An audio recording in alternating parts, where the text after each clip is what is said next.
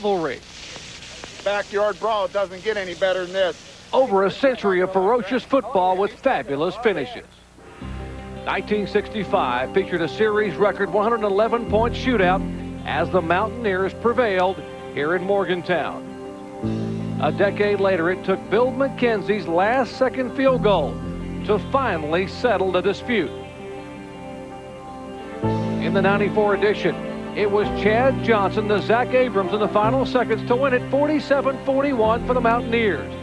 But maybe the most memorable of all was Panther quarterback Pete Gonzalez's 3-overtime effort in 1997 to snap a 5-year West Virginia win streak.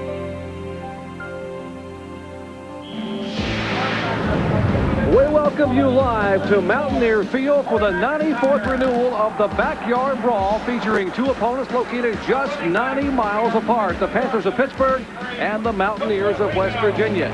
Take a glance at the Big East standings and you'll see that the University of Pittsburgh must win today and next Saturday against Alabama Birmingham in order to become bowl eligible.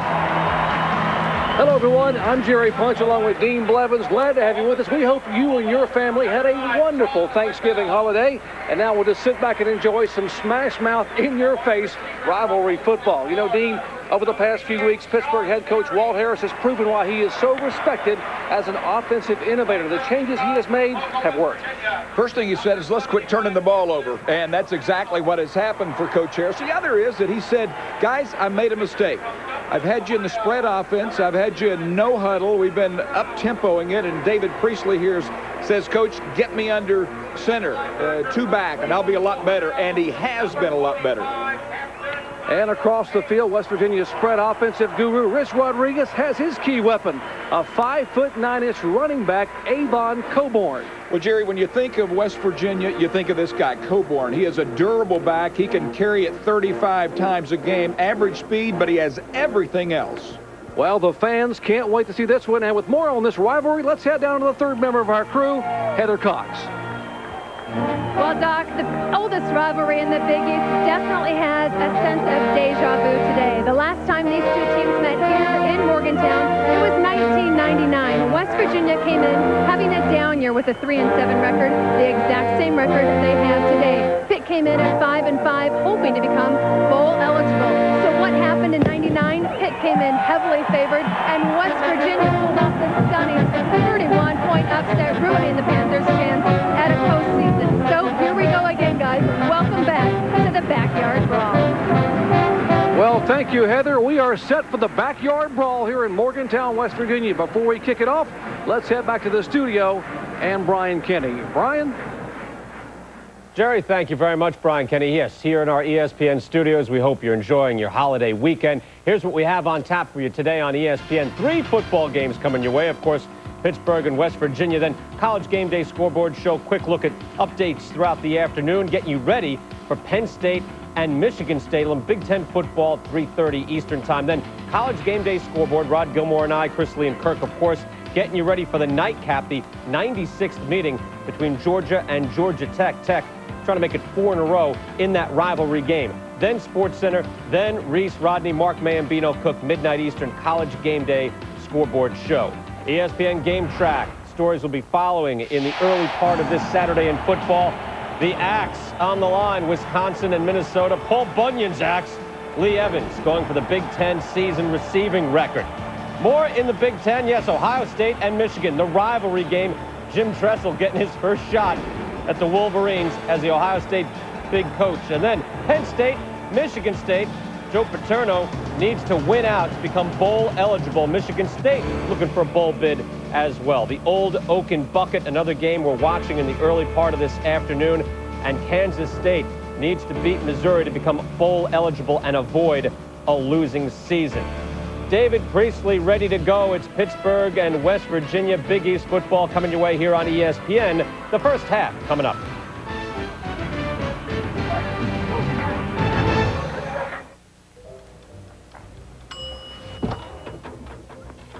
Yay!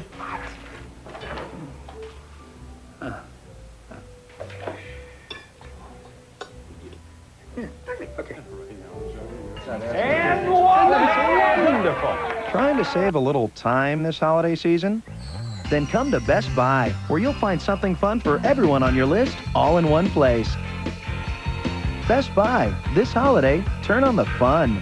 Hey, Hallie Eisenberg, drinking a Pepsi. Actually, this isn't a Pepsi. It's new Pepsi Twist with lemon. And I'm not Hallie Eisenberg. I'm Halle Berry. Drinking Pepsi Twist. Well, it's not exactly Pepsi Twist. It's Diet Pepsi Twist. And I'm not exactly Halle Berry. You know. I'm Barry Bostwick. Who is Barry Bostwick? Like twists? Try new Pepsi Twist in regular and diet. A lemon twist on that great Pepsi taste. Welcome back to Mountaineer Field in Morgantown, West Virginia. Gorgeous afternoon, a little bit overcast, but considering this time of year, the weather is just perfect for college football. 56 degrees, bit of a wind out of the west.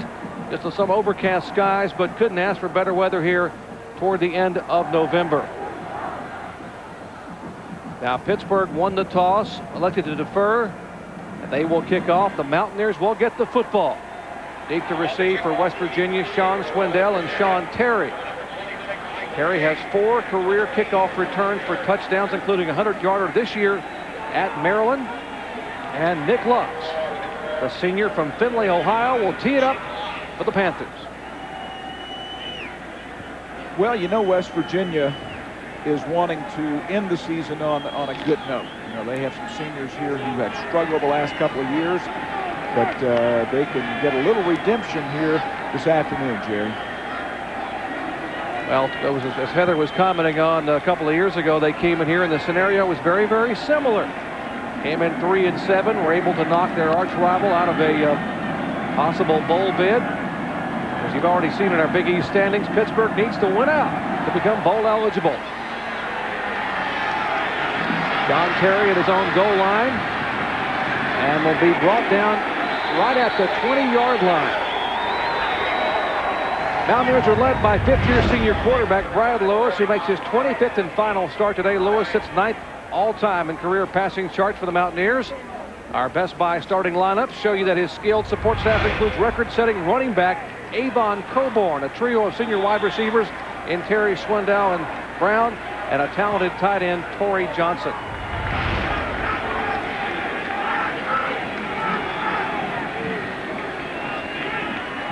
Opening play for the Mountaineers. They will give the ball to Coburn. Has some running room.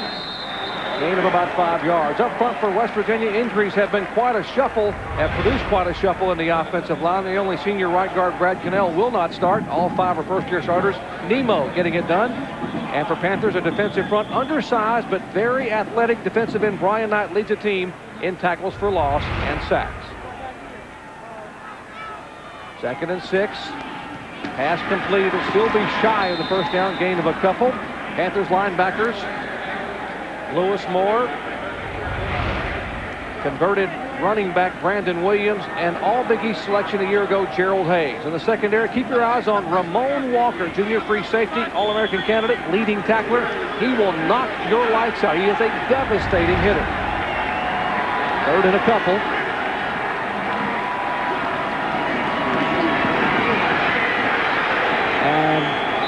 Pursued by Lewis Moore. We just mentioned the strong side linebacker. He takes Brad Lewis down for the loss. Well, Jerry, coverage sack. Nice job defensively by Pittsburgh, a defense that has really improved the last few weeks. Brad Lewis, not your most mobile quarterback. And this club in West Virginia has got to get the ball down the field. They've got to have some vertical help. And Todd James will kick it away to the always dangerous Antonio Bryant, the Bolitnikoff Award winner from a year ago, at his own 40-yard line, spotted under after a gain of about 3 or 4 by Arande Cox. Pittsburgh Panthers led by their 5th-year senior quarterback, David Priestley, who has performed flawlessly the last 3 games. What a turnaround for this total offense. Best Buy starting lineup, the skilled support staff. Young in the backfield, Polite is a sophomore, Kirkley is a true freshman, but they make up for it with the Bolitnikoff receiver, Antonio Bryant.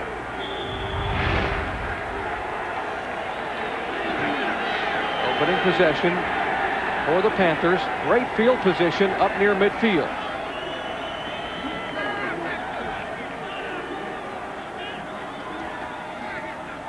They will give the ball to the tailback, Kirkley, and he will maybe get a yard, if that. up front for Pittsburgh offensively.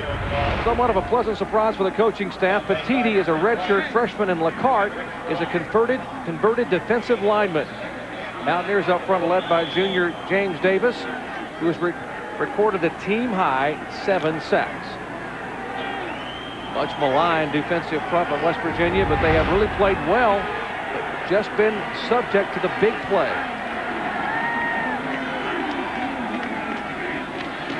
Another inside handoff to Kirkley, and he will get maybe another half a yard. Mountaineers linebacking core, Kyle Caden makes his 43rd career start today, leads the team in total tackles. Sophomore Grant Wiley won the Big East Defensive Rookie of the Year award a year ago. And in the secondary, senior free safety Rick Sherrod leads the nation in the latest NCAA figures, averaging 17 tackles a game. Two terrific defenders, number 6 Wiley, number 27 Sherrod. 3rd and 9, opening possession for the Panthers of Pittsburgh. West Virginia being very stingy. 2 runs, less than a yard. They have been very porous in rushing defense. Pumps once, pumps twice, cannot connect. Pass intended for R.J. English, and now the Panthers will have to kick it away. Well, good stand defensively for West Virginia, and you said it right off the top there. This is a club that defensively, in terms of the rush, they've been sieve-like. Out of 115 teams, they are 105th, but in terms of pass defense, they have been terrific. They are in the top 5 in America at that. And Andy Lee will kick it away. Lance Frazier, starting defensive back, dig to receive the punt. The high floater that will hit in the end zone, bound away, and the Mountaineers will start it on their own 20. A 55-yard punt by Andy Lee. Coming up next, West Virginia's 2nd possession. Back in just a moment.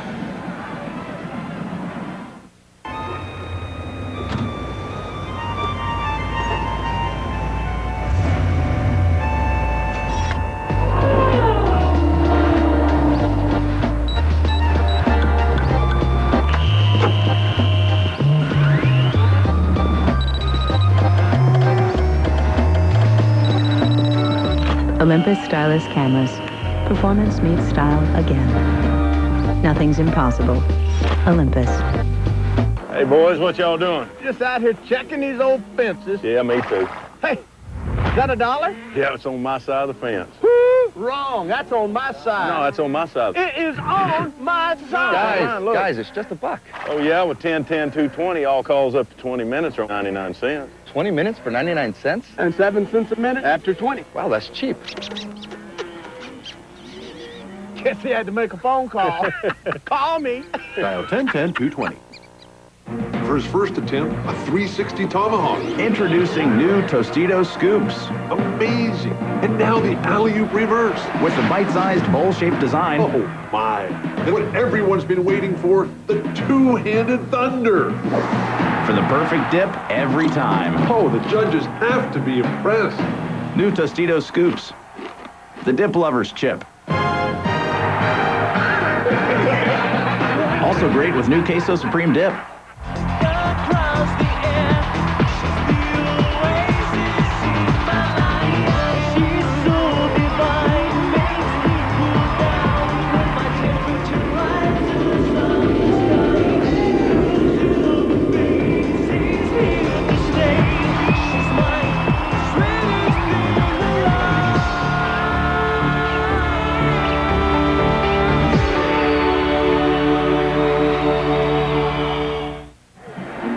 Back in Morgantown, West Virginia, 2nd possession of the game. Just joined our coverage. Opening possession for both teams, 3 and out. Mountaineers back on offense at their own 20-yard line. Make the inside handoff, looking upfield, and he will get nothing. Actually will lose about 6 yards. Gerald Hayes, the middle linebacker, and right in Brian Knight there to make the stop on Brad Lewis. Well, Hayes is a terrific player there. You have a look at Lewis, and Lewis will be backed up by Rasheed Marshall, so he'll be able to split some time. Very, very good defensive job here. Watch the middle linebacker, Hayes, 51. He's not fooled at all. Very, very aggressive player, good speed, great instincts. And Lewis had no help on the corner. Man down, it is Lewis. Yeah, he was sandwiched in there between the two defenders, between Hayes and Knight. You know, he's tough, though, Jerry. I know you've had these guys before. You've been around him some. He is a physical player. Now, the guy that would bring in the football game, Rasheed Marshall, and he is exciting to watch. Number 18, the redshirt freshman out of Pittsburgh. He can do it all. Well, he is an articulate guy, a bright guy, a hard worker. He can throw it, he can run it. Now, he is only the redshirt freshman, but they believe he could be the quarterback of the future. All he needs is, he would need a lot of snaps, but Rich Rodriguez very high on there, the numbers. He played for much of the game, although albeit in a losing situation, last outing here last week to Temple. Very mobile. You see Rasheed warming up. Let's check in on the sidelines with Heather Cox. Well, Duck Coach Rodriguez told me yesterday he considers lame duck quarterback Brad Lewis and incumbent Rasheed Marshall to be really co-starters. Lewis has started every game this season, as you talked about, and gets the nod today. But redshirt freshman Marshall played all but the first 3 possessions a week ago. He said it would depend on what the game dictates. If Marshall will play, if they need quarterback runs and draws, if they want pitch and pass, they'll use Lewis. Marshall is recovering from that broken wrist. Can't throw the deep ball as well as Lewis, but he did carry this team a week ago. Well, thank you very much, Heather. In fact, we talked about Rasheed Marshall being the quarterback of the future. He has some ties to the past here. He went to the same high school as Major Harris, Brashear High School in Pittsburgh. Prepped here at Valley Forge, and now you see them helping Brad Lewis off, holding that right arm in hand. Well, we'll get another look at it here, Jerry, and he will get ferociously hit. Lands on it wrong, and for this guy to go out, number 1 as a senior, that is just a nightmare for him. But number 2, he is a physical, tough guy. I mean, he is a weightlifter. He's a linebacker playing quarterback, and for him to come out, he has to be hurt. And the way that elbow rolled under his body, you would have to be concerned about some movement in the shoulder joint there. I'm sure they'll check him out, and Heather will let us know what's going on. Rasheed Marshall in the second possession, facing a 2nd and 15. Boycott going down. And he will pitch it on a bit of an option to Avon Coburn, and Coburn will barely get out of his tracks. Maybe got back to the line of scrimmage. Definitely Brad Lewis in some significant discomfort down there as the trainers are talking with him on the Mountaineers sideline. Dave Kearns, the head trainer, John Spiker, the coordinator of athletic medicine down there. 3rd and 13. Thus far, neither offense able to move here in the opening possession. Blitz. And a good thing for a wide. Oh, may have. That's roughing the quarterback, I believe. Going to have a personal foul. Not a very heady move. And they would have had a punting situation. Right. Well, they had the pressure. They had the blitz coming, had the pressure coming from underneath, and an easy play defensively. Yeah, that was up high. I was thinking they had a little skirmish after that. I think that the offensive linemen were saying, don't get to our quarterback like that, but that was the penalty on Ponko, a very physical, strong safety. Yeah, Ponko out of Delmont, Pennsylvania, the senior. Dumb mistake, though, as you said, Jerry. I mean, you just can't afford to do that. Pittsburgh losing field position here. Even if West Virginia had to punt, but they had them backed up. 3rd and long, good defense, and now 1st and 10. Coburn gets the pitch. Will be up over the 30, near the 34-yard line. Let's check in on the sidelines with Heather on Brad Lewis. Heather? Well, Doc, bad news for the senior on senior day. The quarterback did break his collarbone. It has been confirmed. He's going back into the locker room for treatment. He is finished for the day. Rasheed Marshall will quarterback this team. Oh, that is a very painful. I have broken both of my collarbones. Very painful injury as Coburn gets the call. And very quick Pittsburgh defense. Lewis Moore up to make the stop from the strong side linebacker spot. I know you probably, Dean, as well, have had some collarbone problems over the years. That is a very, very, very painful injury. Oh, it is. I haven't had surgery. I've had 13 surgeries, Doc, but not there. But I've had it injured. You're exactly right. It is very painful. And what's maybe as painful is he's out. 25th career start today.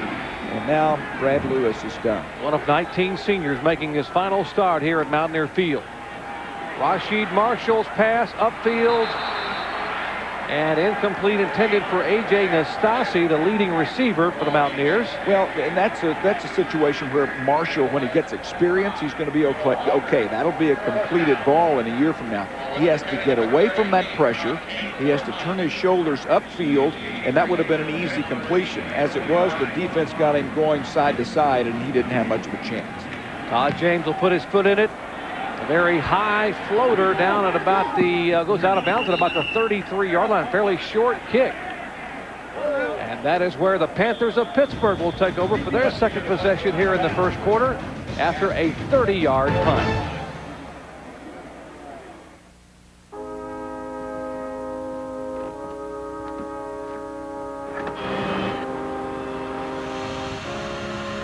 There is a place where nothing you do is ordinary.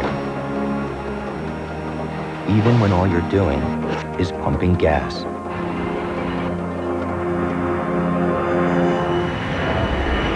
When you cross into the blue, everything is different and important. Especially you.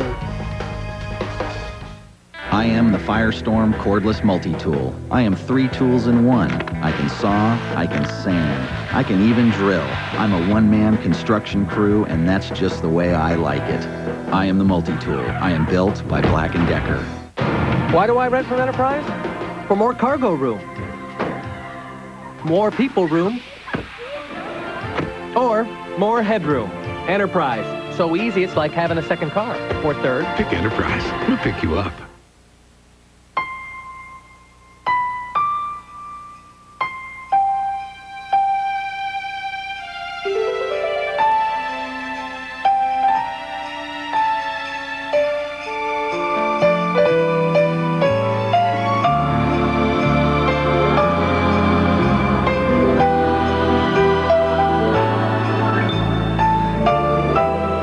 Happy holidays from your friends at Miller.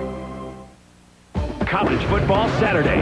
Bitter Big East rivals collide in the Dome as BC battles the Cuse. Boston College, Syracuse, 7 o'clock tonight on ESPN2. ESPN's presentation of college football is brought to you by Olympus. Stylish cameras where performance meets style. Olympus, nothing's impossible. And by Best Buy. For the latest technology, turn on the fun at Best Buy. Back at Mountaineer Field, taking a look at Pittsburgh head coach Walt Harris, trying to get his offense on track. They have been very, very good the past 3 outings. Have won 3 in a row. Big wins over Temple. Virginia Tech they beat by 31 points. And they won at Rutgers 42-0. Pitch to Kirkley and Rick Sherrod there to make the stop. Let's check in on Purdue, Indiana. Back in the studio with Brian Kenny. Hey, Jerry, they're playing for the old Oaken Bucket, Purdue and Indiana. They had a little skirmish 15 seconds into this game. Once they got it underway, Leveron Williams is taken off. And he's gone 52 yards in for the touchdown. Joe Tiller 4-0 in the bucket game, but Indiana has a lead on him right now. Jerry?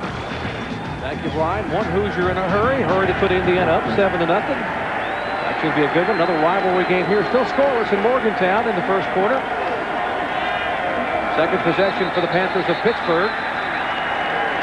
Well, it had to be movement. There was 5 seconds left on the play clock, so it'll be 5 yards back for Pittsburgh. Prior to the snap, false start on the offensive team.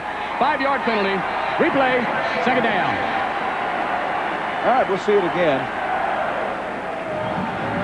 That's what you can't do. That is just total concentration or lack thereof. That's the Biletnikoff Award winner from a year ago, Antonio Bryant, and that's to be very unusual. There's Bryant, number 80. Well, he struggled, though. You know, he has had total yards. This is the bottom of the second inning. Pittsburgh 3, West Virginia 2. That's in total yards. What a defensive stuff, huh? Unbelievable here. Considering the history of high-scoring shootouts. Priestley back to pass, and he will not be able to get it off. David Upchurch for the nose tackle. There to make the sack. His 4th of the year. Zone coverage, another secondary sack. That was a terrific job in the secondary. They have just not let anyone be open. Priestley's ready to pull the trigger on that one, but no one there. I've got to believe these West Virginia defenders are so tired of hearing everyone tell them how bad they are. Right. They're 105th in the nation against the run. All week long, the papers have said they would not be able to stop Pittsburgh's offense, considering what they've done the last 3 weeks. And the Mountaineers have come to play. Long pass upfield, has a receiver, overthrows Antonio Bryant. When you get anyone in 3rd and long, the odds are not very good. And Jerry, you talk about people talking about their defense, and overall, I agree with you. But boy, they sure cannot talk about that secondary. I mentioned top 5. I was correct, but they are the #1 pass defense in the country. And Andy Lee already been busy today. Will get his second punt. His first one a 55-yarder. Lance Frazier back, standing about his own 27-yard line.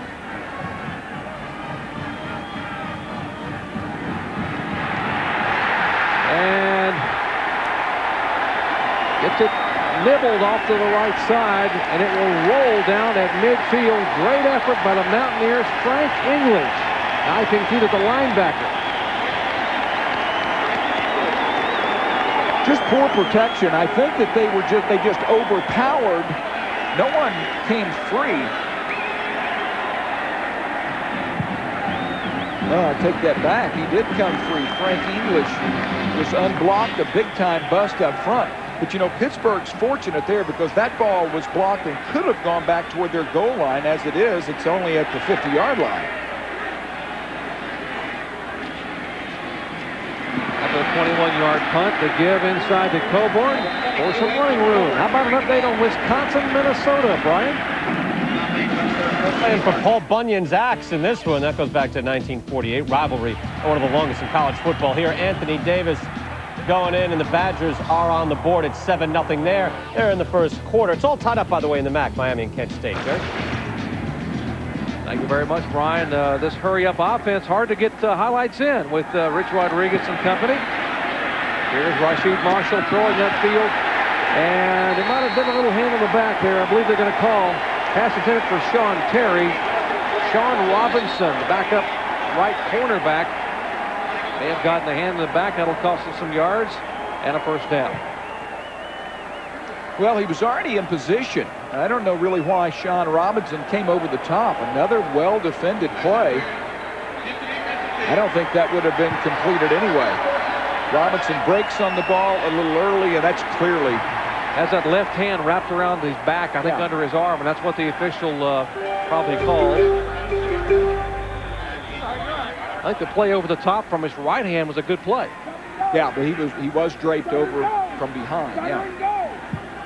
Penalties. Pittsburgh, the least penalized team in the Big East this year. They've already notched 3 here in the first quarter. 2 tight ends, reverse. Reverse his side, got some running room, and great pursuit to the near side. Antonio Brown running it. Ramon Walker, ferocious free safety there to make the stop. Gain of about 5 yards. Well, Antonio Brown right there he has not had a good year. Those are not numbers that he expected for this year. His average in this offense, the numbers are down in terms of average. It's back to Coburn. Down near the first down, and flags come in from the secondary. May have been some extracurricular activity. A little bit of pushing and shoving, and this one may go against the Mountaineers. And if it does, Rich Rodriguez is going to be very hot. Rivalry game or not, you've got to maintain your composure in the secondary.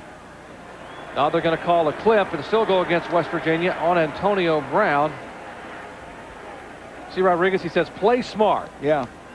I think you're right, though. I think it's penalty from the end of the run. Replay. Second down. Well, a couple of thoughts here. You're right. It's an emotional game because of the rivalry. You can't make the dumb mistakes. That's the second dumb mistake we've seen. All right, we'll see this in the middle of the screen here. The other thing is that you can't block too late. Yeah, I think it came right back here. And Dean, that was away from the play, and the play was already over. That's what I'm saying. It just there's no reason to do that. That'll cost the Mountaineers some yards. Bring up a 2nd and 14. Backup quarterback Rasheed Marshall will tuck it and try to run. And will maybe gain a couple.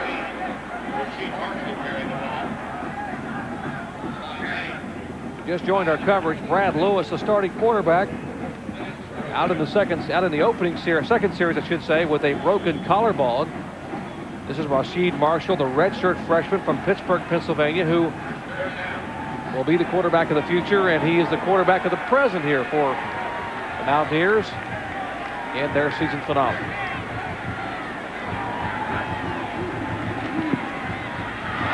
Pass thrown behind the intended receiver. We check back in with Brian Kennedy on an update with Wisconsin, Minnesota. Yeah, Jerry, this is the oldest rivalry in major college football, the 111th meeting between these two schools. And here's Assad Abdul-Khalik to Ben Utek. And he's going all the way. 59 yards. We're all tied up 7 apiece in the first quarter, Jerry. Great one there going on in the Big Ten.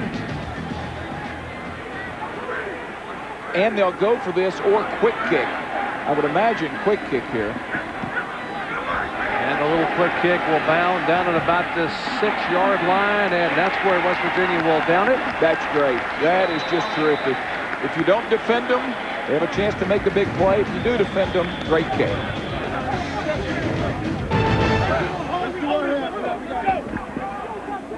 Watch this carpet stain closely. It's out completely. Introducing Out and Clean. It's the first stain remover for carpeting that works instantly. Just spray it on and the stain is out. Amazing. Even red wine disappears right before your eyes. No rubbing, no scrubbing. What a difference. Out and Clean works great on upholstery too. Mustard and ketchup stains disappear like magic. Incredible. And look, use Out and Clean on your draperies, and those age-old stains are gone. You'll never know they were there. It works great in your car or van, too. Any stain on the carpet or upholstery is out with just a spray. Out and Clean is only $19.95, but call now and we'll double your order at no extra charge. That's 2 large spray bottles for only $19.95. So order now. To order Out and Clean, have your credit card ready and call 1-800-996-5800 or send check or money order for $19.95 plus $6.95 shipping to Out and Clean, 6960 Eastgate Boulevard, Lebanon, Tennessee. Last week on Sunday NFL Countdown. Nothing could be finer than to be a 49er. This week, the Colts' promising season shattered. Are their playoff hopes in pieces? Meanwhile, the Skin season, an amazing turnaround. That's big news around the league. And the seasoned veterans leading the Raiders. You hang in there, you find a way to win. Plus previews from all around the league. Get all your NFL news and pregame analysis first with Sunday NFL Countdown beginning 11 a.m. Sunday on ESPN. Back at Mountaineer Field, still no score here in the first quarter. Big one coming up tonight. Battle for the bragging rights of the state of Georgia. As the Bulldogs of Georgia head to Bobby Dodd Stadium, Grant Field, to take on the Yellow Jackets of Georgia Tech. Georgia Tech has won 3 in a row. Ron, Mike, and Adrian will be there at 7:45 Eastern Time. Georgia at Georgia Tech. Georgia Tech escaping with a close one last week at Wake Forest. Spirited effort by Jim Grobe's Deacons. That one has a lot of bowl implications, as does this one today for Pittsburgh, and Pittsburgh trying to get out of the shadow of their own end zone. Man-to-man out on the left flank down here. And a bit of a hole up over the 5-yard line to about the 8. Rick Sherrod there to make the stop on Raymond Kirkley. You know, we mentioned off the top about what Walt Harris did with this club offensively. They were in the shotgun. They've gone back to being under center. And he felt that the offensive line had to think too much. They had to concentrate too much in the shotgun, and the quarterback spent too much time looking at the sideline instead of the defense. He said it was really a comfort level, and that may actually cost the Mountaineers 5 yards. Yeah, smart play that time by Priestley and the center. But he was talking about a comfort level for his quarterback. You got a 5th-year senior quarterback, David Priestley, who actually transferred from Ohio State. Walt had recruited him at Ohio State as a Buckeye. He transferred when Walt became the head coach at Pittsburgh, set out the year. He said he is comfortable in the huddle, wanting to be in the huddle, make the call, let the offensive linemen have time to think about it. Yeah, I agree with you. And the other thing, I think, in the shotgun, Walt brought up a great point. You sort of have one eye on the sideline and one eye on the defense, and that really doesn't work. you've got to concentrate. You've got to be able. Defenses are sophisticated these days. The quarterback has to look at defenses and understand exactly what they're doing, audible out of, or know where his progression is, where his reads are, instead of always looking over the sideline for a play. And interesting, that's what West Virginia does. You know, they look over at Coach Rodriguez, and he does send in plays. So we're seeing basically the before and after here today on both sides of the field. Yeah. Measurement here, Polite making the carry, the big fullback, sophomore out of Pittsburgh.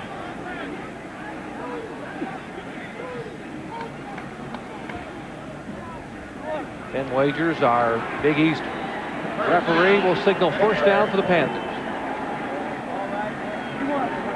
And that is the first offensive first down of the football game. Yeah, without a penalty. Without a penalty. Right. Well, it comes at the 4:19 mark. And considering you have two coaches who are known as offensive gurus, Walt Harris, who coached at Ohio State back with the Jets, and of course, Rich Rodriguez, all those yards for Clemson and Woodrow Dantzler, as well as Tulane, inside handoff, good running room for Kirkley. Well, Bob and Weave up across the 30-yard line should be good enough for another first down. Hey, pretty good for the true freshman there. You mentioned Bob and Weave. He found a little hole left and right, and this guy has a little magic to it. Look at him floating along. He's still learning the system. Not completely comfortable in that system, but you can tell he has some skills there. They've only had a couple of other true freshmen start in an opener, which he did. Tony Dorsett in 73 and Brandon Williams in 98. First 8 plays for the Pittsburgh offense, 7 yards. That play, 11 yards. So they're starting to get on track a little bit.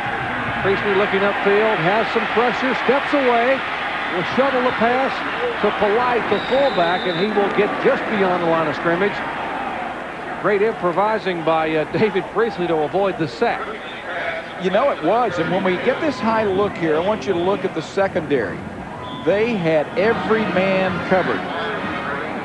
And to put yourself in Priestley's position. You've got no one open. You have a man running downfield with his arm up like every wide receiver does. I'm open, but he's not open. No one was open, and they were lucky to get some positive yardage there. Mountaineers have the #1 pass defense in the nation, allowing just 122 yards a game.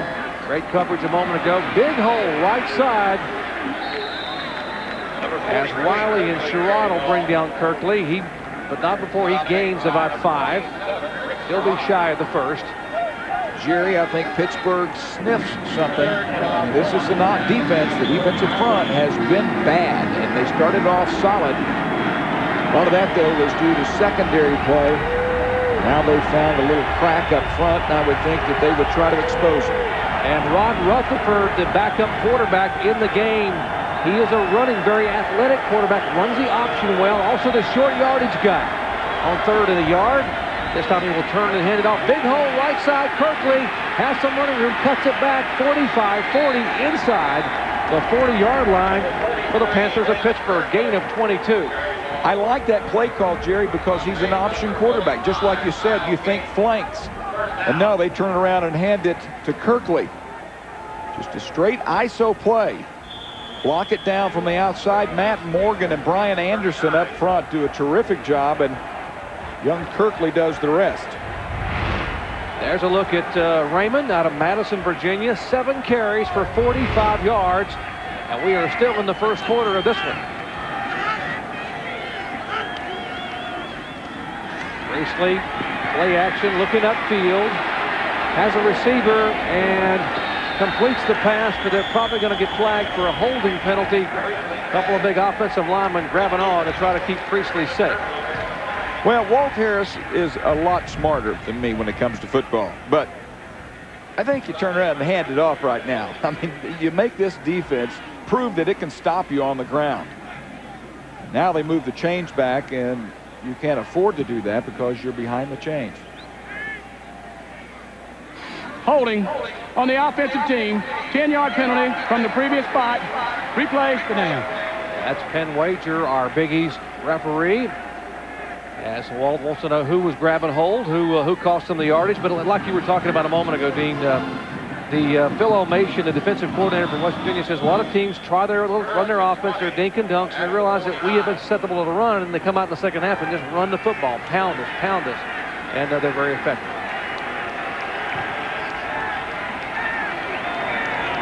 First and 20 for the Panthers, following the holding penalty. Beasley dumps it off to Kirkley. Stepped out of one tackle, has some running room inside the 30. Finally shoved out of bounds at about the 25-yard line. 24-yard gain. Kyle Caden and Jason Davis, the linebackers, chasing Kirkley out. Well, this game is Kirkley so far. He's learning to be more patient with his cuts. Runs through an arm tackle. I mean, for a young guy, that's pretty stout at 220 pounds. But, Jerry, sometimes you can be impatient with your cuts, and you need to let plays develop. And he let that play downfield kind of develop. All he needed was a crack.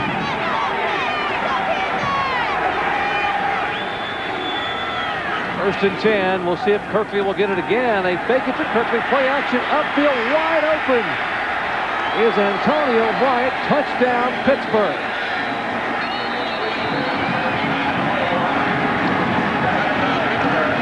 Flag down.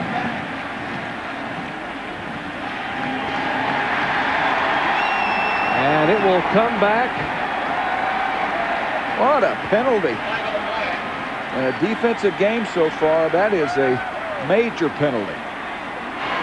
An eligible receiver against the offensive team. He was covered up. 5-yard penalty. Replay. First down. And this against the lowest penalized team in the Big East. Coming in, Pittsburgh had only been penalized 59 times, averaging to 62 yards penalties a game. The free safety, Rick Sherrod, number 27, will get sucked up on this play. And he's the man right there that just absolutely gets burned. Nothing close there. Antonio Bryant passed him, and you know, you're sitting over there, you're Walt Hazard. Remember Walt Hazard, the basketball? Yeah, you're Walt Harris. And you think it's drawn up perfectly. All right, first and 15 for Priestley and company. Again looks upfield, nearly has it picked off. Rifles it into Antonio Bryant. We're going to have to find out who that penalty was on, because they had most of the people in blocking him. And I think it was a two-man round a minute ago. So they had an ineligible receiver downfield. And may have been an offensive lineman. Spotters think it was Rob Petiti, freshman out of Rumson, New Jersey, the big 330-pounder. Hand off to Kirkley, comes near side. Great pursuit by the Mountaineer defense. Let's check in then back in the studio with... We will hold up a second. Jerry, Brian Kenny here in the studio. Wisconsin and Minnesota. Why don't you watch this? Lee Evans with this sensational catch, breaking the Big Ten single-season receiving record previously held by David Boston. They'd score shortly thereafter, 14-7 Wisconsin. Jerry? Wow, what a shootout there, Brian. 21 points. We are still scoreless here as the first quarter is ended.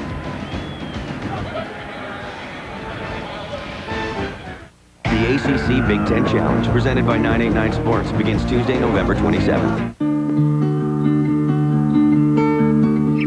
Every time you use your Discover card, Discover will make a donation to America's relief efforts until we reach our goal of $5 million.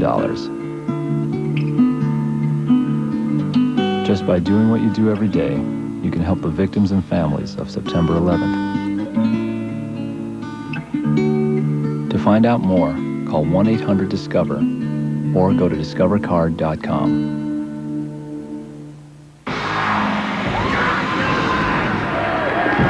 We are back, man. That was possibly the finest rock and roll show I have ever seen. Ice Melt World Tour! Wow. You mean the whole world? Yeah. You're not Gene. You're not Paul. You guys aren't Kiss? No. But we did stay at a Holiday Inn Express last night. Stay smart. Stay at a Holiday Inn Express.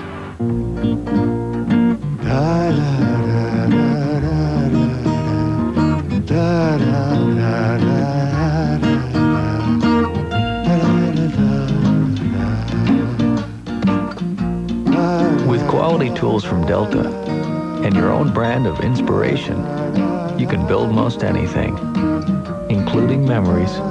Delta's table saw, scroll saw, and compound miter saw, specially priced for the holiday season. This time of year was always special to me.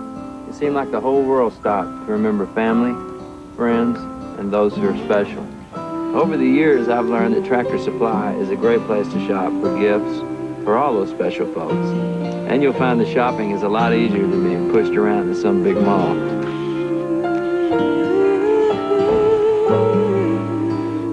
So from all the folks at Tractor Supply Company and me, happy holidays.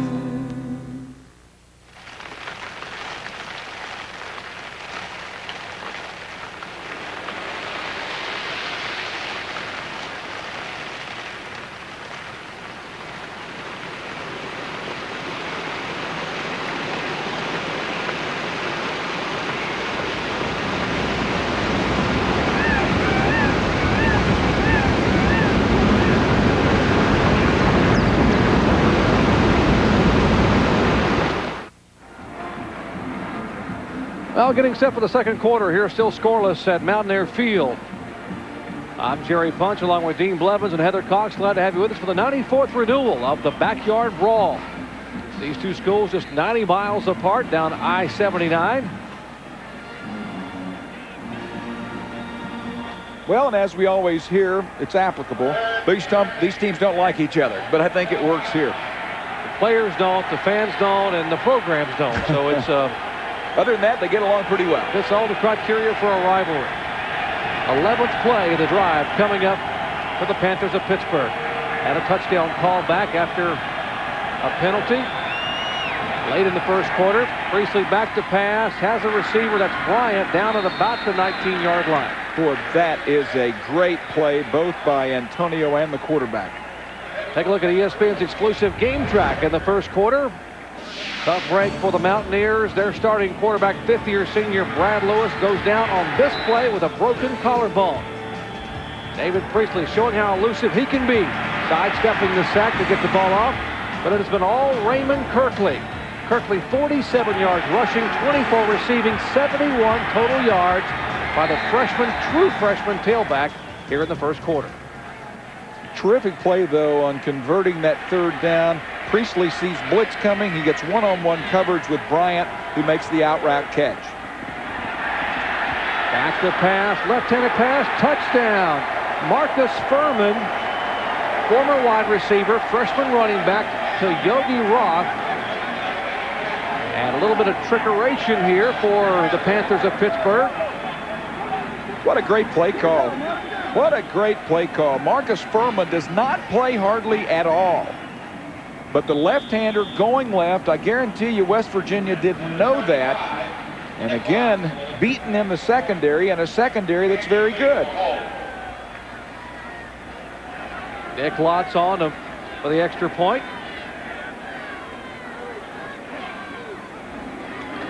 And the kick is up, and it is good. Take a look at it one more time. The true freshman, Marcus Furman, out of Connellsville, Pennsylvania, takes the pitch, will stop, and the lefty throws it to the end zone, giving the Panthers 6.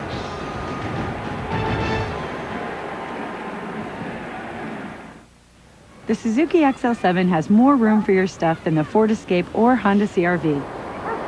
Or you can get your new XL7 with a third row of seats and rear air conditioning, something you won't find in any other SUV in its class.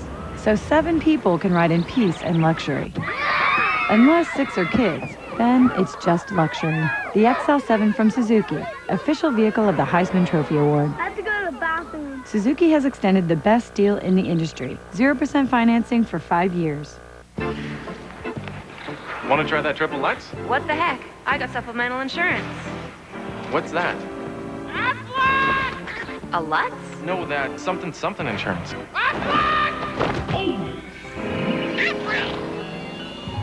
Even the best insurance doesn't give you cash for things like lost pay and other expenses.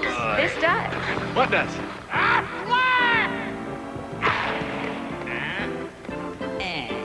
Aflac. Ask about it at work. Away from home, need to make a call, chances are you're going to get hit with a high rate. Well, not anymore. Now there's Minute Pass.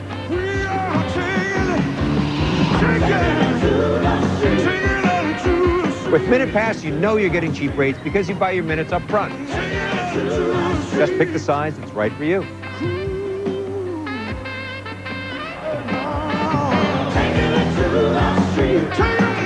With my Minute Pass, it's 8 cents a minute, home or away. And your minutes never expire. When I need more minutes, I just recharge my Minute Pass, and I get bonus minutes every time. Heading out? Take Minute Pass. Call 1-800-777-5000 or visit MinutePass.com. Minute Pass, your pass to a great low rate. Back in Morgantown, the Marcus Furman, the Chris Wilson connection puts Pittsburgh up 7-zip here early in the second quarter. Now, a big one coming up later today. Big Ten matchup following us at 3:30 Eastern time. Zach Mills hopes to keep Joe Paterno, the Nittany Lions poll hopes alive as they head up to East Lansing and take on T.J. Duckett and company as the Spartans in this must-win Big Ten matchup coming up later today at 3:30 Eastern time on ESPN. That should be a good one. That drive, I don't know that I've ever heard of something like this. Due to penalties, that drive, I'm handed a note, is considered a 101-yard drive. On a 100-yard drive, I thought the only way you could do that's in the Canadian football. Sean Carey takes it back at his own 12-yard line and is immediately down inside the 20.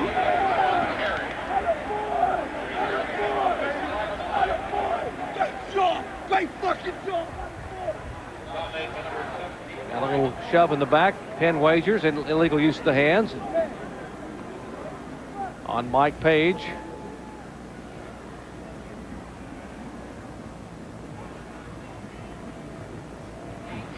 Illegal block in the back against the receiving team.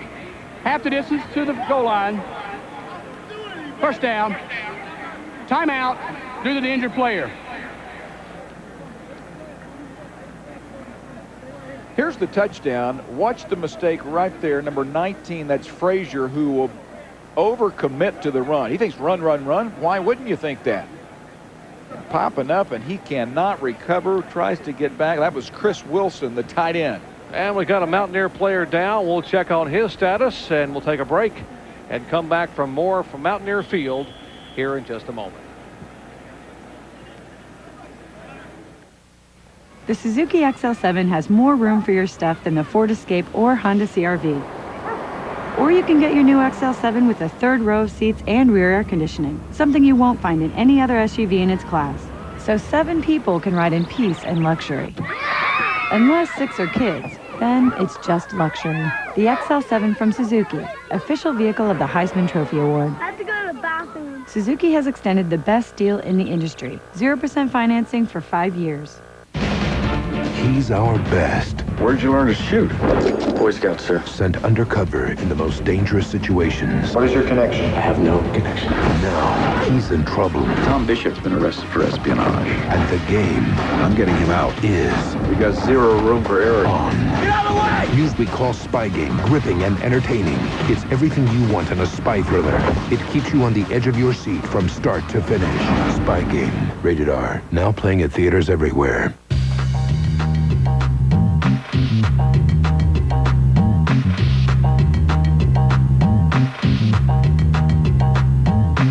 Play music, watch TV, edit video, burn it to almost anything yourself.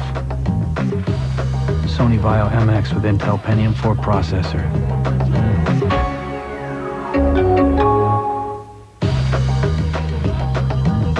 College football Saturday. A big-time rivalry pits David Green in Georgia against George Godsey and the Ramblin' Wreck. Georgia Tech, 7:45 tonight on ESPN.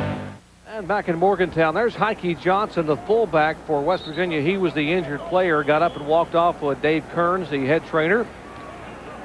As the Mountaineers will take over, Rich Rodriguez, first-year head coach, former offensive coordinator for a couple of years at Tulane and Clemson under Tommy Bowden. A lot of success, lots of yards. Most recently with Woodrow Dantzler at Clemson, trying to get it going here at his alma mater. And Coburn will get nothing on that handoff. Ryan Smith back up left end. Ryan started the majority this season, went down with an injury, and Brian Gusick came in the last couple of games. Now, Rodriguez does just the opposite of what we talked about with Walt Harris. Now, he will signal in from the sideline even when his quarterback comes to the line of scrimmage. Right now, they've already gotten the play. But the quarterback will come to the line of scrimmage or be back in the shotgun, and he will look at his coach the way most people look at their coach. And they may use a dummy signal so they can get the defense to go ahead and shift, and then they will make their play selection even after that. So everything is done from the sidelines. Yeah. They do not huddle. They simply, the quarterback and all the skilled people look to the sidelines for this kind of audible. And they can control the tempo. Sometimes they're fast tempo, sometimes it's regular or medium. 5 wide receivers, back to pass, and the pass is complete. First completion of the day for Rasheed Marshall. Not enough, and what they needed for that was a flag, and I don't think no flag. About a half a yard shy, looks like, from the first down. Can't go for it. Got to kick it. Got to kick it. Even though Rich is an offensive-minded coach or an aggressive coach, you would never, never get over not making that one. And low end over ender hits it about the 44-yard line and will bound out of bounds. West Virginia punt went out of bounds. As we check in back on what's happening at Wisconsin, Minnesota, back in the studio with Brian Kenny. And Jerry, as we mentioned, oldest rivalry in major college football. And here 14-7 Badgers with the lead, but Minnesota coming back. Thomas Tepe springs loose, 18-yard touchdown run, and we're all tied up at 14 apiece, still in the second quarter there. And the Cy Hawk Trophy on the line. Cyclones lead the Hawkeyes right now 7-0. Jerry? All kinds of trophies today up for grabs, huh? Good one at Iowa State. Yeah. Had a good one on Thursday night down in Starkville, Mississippi. Ole Miss and Mississippi State. We were all there. Mike and Lee Corso, Kirk Hipstreet, and myself, and all our crew. You're a traveling man. By the way, is there any official or medic, any trainer that you don't know in America? No, quite a few of them, fortunately. What a great pass upfield. Making the catch is Antonio Bryant, backing out of bounds inside his own 20. And what a nice punch pass by David Priestley. Just a beautiful ball. Only his man could catch that one. Richard Bryant will be man-to-man, and it's actually pretty good coverage. Antonio Bryant. Look at him. He has those basketball skills, great feet, and he's not had a good year. Some point in the year, bad attitude. He's had a bad ankle, but he's gotten over that recently. And out of Miami, Florida, terrific athlete. The Lednikoff Award winner a year ago as they hand it off this time to Kirkley. Has a blocker, cuts it back inside, down inside the 10-yard line. That'll be first and goal for Pittsburgh. Talking about Bryant, his numbers a year ago, very impressive. 130-yard average receptions a game, 11 touchdowns, averaged 19.1 yards a catch. Unbelievable.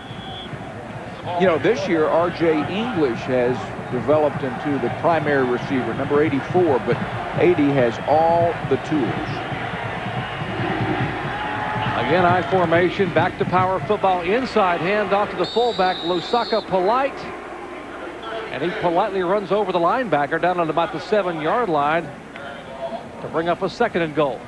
Well, the guys in blue better thwart this drive or better start tackling, because if Pittsburgh gets the lead here and the confidence, that West Virginia defense is going to be in for a long day, and I think they're going to have trouble scoring a lot of points. They haven't been offensive much this season anyway, but with only one quarterback, that'll hurt them a little bit more. That was second and one. That'll bring up a first and goal from the Mountaineer 5-yard line. Priestley changing the play. Looking toward the end zone. Pass intended for R.J. English as we check in on Purdue, Indiana, back in the studio. Jerry, the old Oaken bucket being contested in a deluge. Look at this pouring, driving, sideways almost rain. Antoine Randall going in for Indiana. It's now 13-0. Point after was no good, Jerry. Old Oaken bucket overflowing with water up there. Has got a good one going on up in Hoosier land. How many years has Randall L. been there. Seems like it's been about 12. I think he was after the big war. He was the first inside handoff. Polite stood up at the line of scrimmage, maybe got a half a yard. John Hackett there, along with Kevin Freeman and company up front.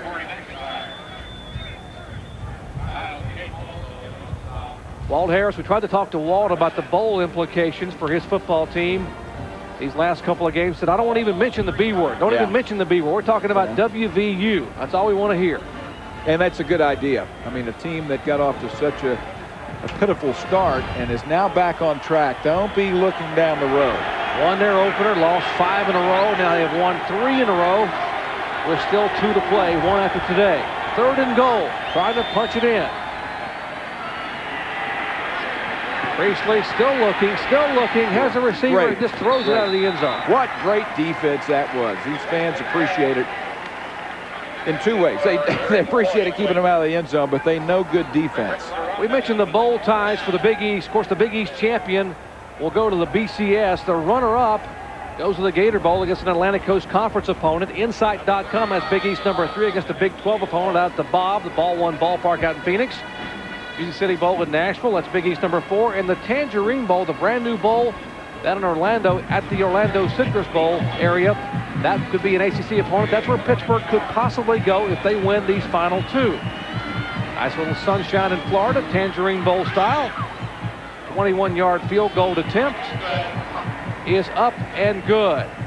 And with the kick, the Panthers go up 10-zip here in the second period.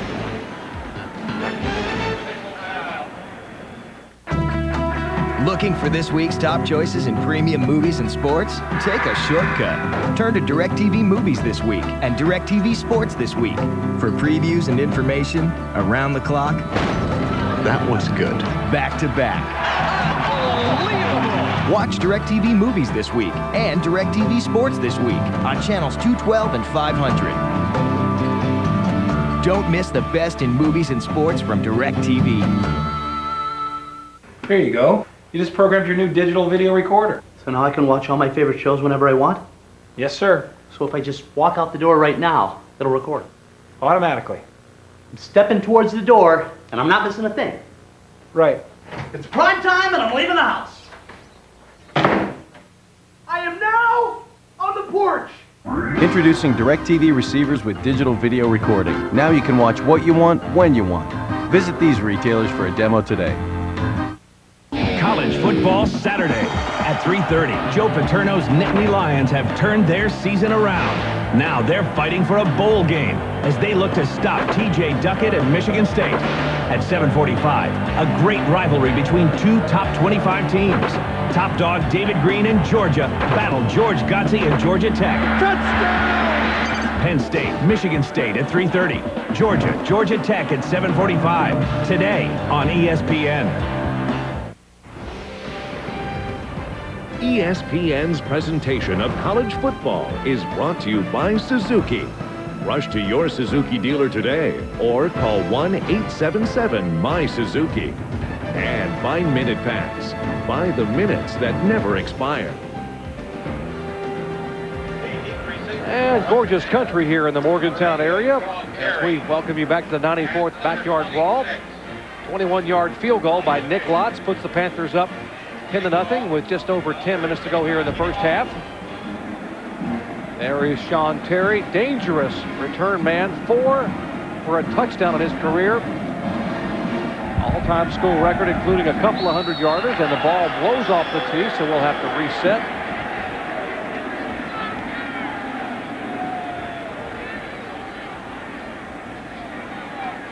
Take a look at first couple of drives, no points a yard. Last 2 drives, Pittsburgh starting to get their offense on track. This is the old trick.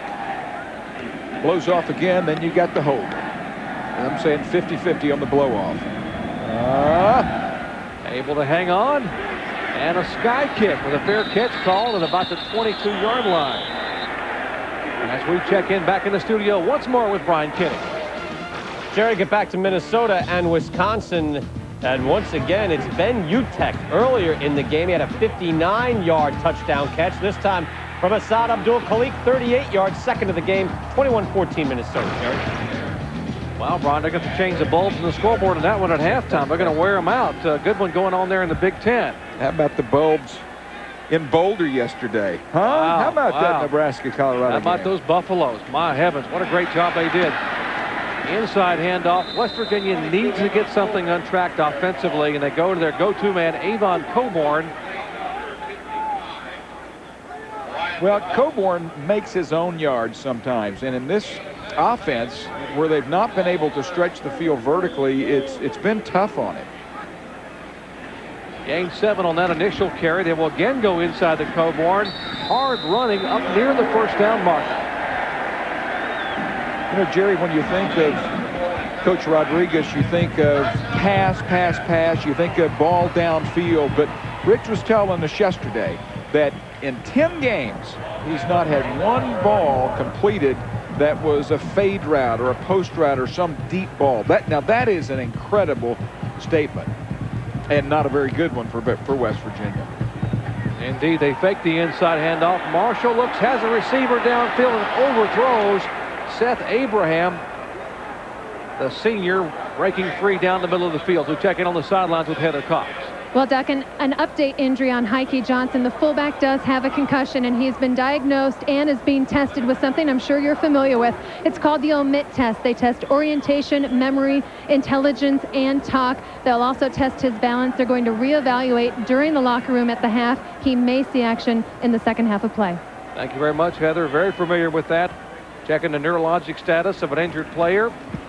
And pretty good status of Marshall's rifle shot pass to A.J. Nastasi and Rashid Marshall. Everyone at Mountaineer Land really excited about the future of this football program with him at the helm. He is going to be exciting. That's a pretty good arm. Well, he does, and whether he can be exciting enough and effective enough to rally this bunch. I know it's early and 10 points, but they've had trouble putting points on the board. He's going to have to be the man to do it. Marshall again looking to pass. Oh, nearly has it picked off. That was Sean Robinson, the right cornerback, who broke on the ball. Another maybe quarter of a step, and we're talking 6 for Pittsburgh. Well, this play is telegraphed, but Nastasi, Robinson almost gets it, as you say. But that was a terrific catch. That's a hard ball to catch after the deflection with a little zip on it. That's the second offensive first down. They've had a couple by penalty, but the second offensive first down of the game for West Virginia. Got to have some movement. Prior to the snap, false start on the offensive team, 5-yard penalty, replay the down. Ben Wagers telling us what Rich Rodriguez did not want to hear. Had some movement up front from Tim Brown, his right tackle.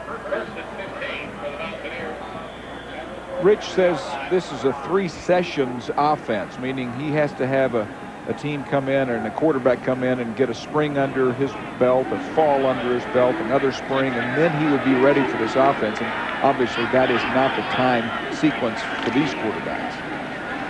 Marshall on the pitch to Coburn.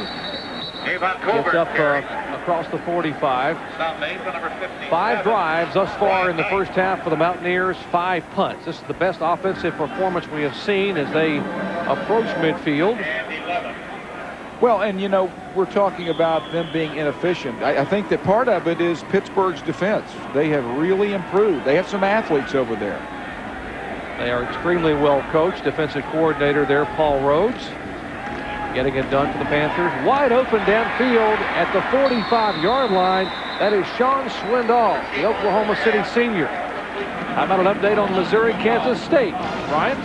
Jerry, K-State in an unfamiliar position over the past few years, needing a win today to become bowl eligible. Loss puts them under 500. Josh Scobie here against Missouri. He's going into the score, so K-State with a 7-0 lead second quarter. And the Wildcats getting it done a little bit as they have struggled this year out of Manhattan, Kansas. 3rd and inches, and option man takes it wide open up the field. 20, 15, 10, and this speedster will score for the Mountaineers.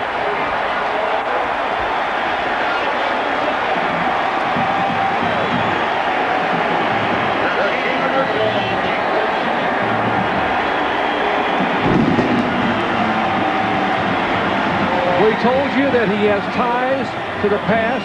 Same high school as Major Harris, and he looked like Major Harris there.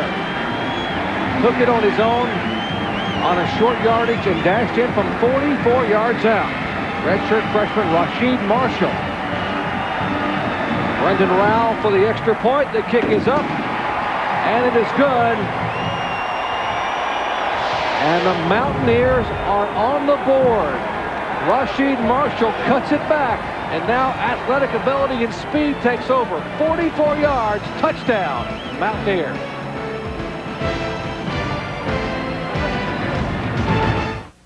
Can you see what's so special about the Ron Synchro? It's the first shaver whose head moves from side to side, so it captures more hair and cuts closer, only it moves so fast you can't see it. But you can hear it. And to keep it feeling like a new shaver every day, here's how to clean it.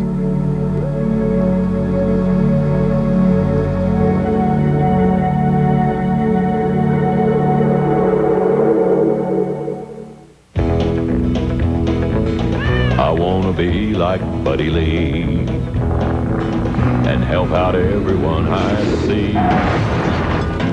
I'd help my neighbors with Tai Chi like Buddy Lee. But if I had any sense in me, I would not be Buddy Lee. Lee Dungarees, can't bust 'em.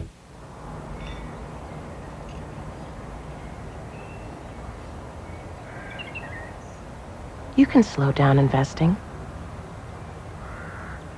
You can stop investing entirely.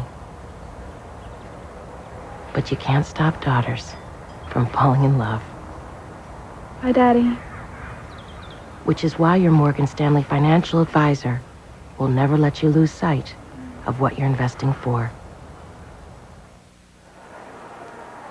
All right, 10-7, Pittsburgh up over West Virginia. Nifty run by Rasheed Marshall. Yeah, I'm going to show you a couple things here. This one opens up really nicely. Watch number 60, Tim Brown, right there. He'll get a pancake, and you're going to see Ponko come in at a bad angle here.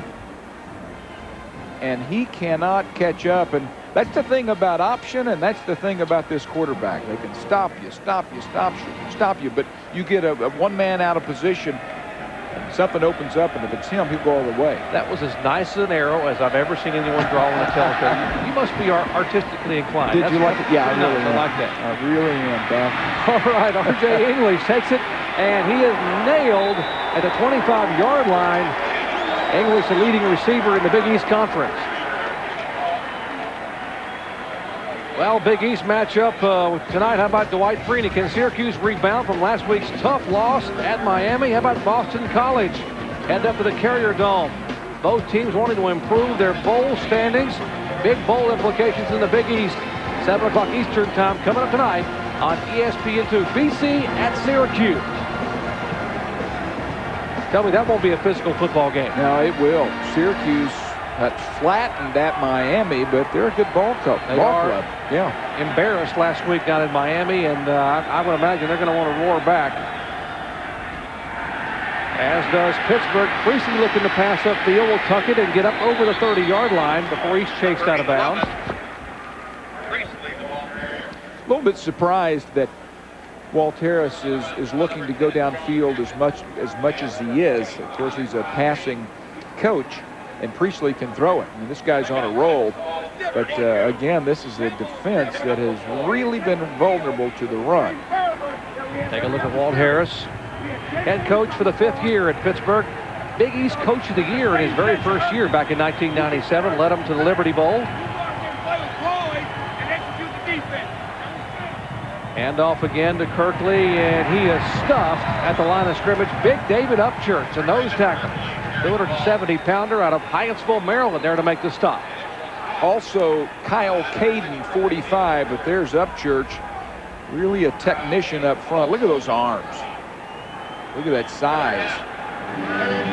Caden also in on the stop, number 45. You'll see him in the linebacker position helping out Upchurch.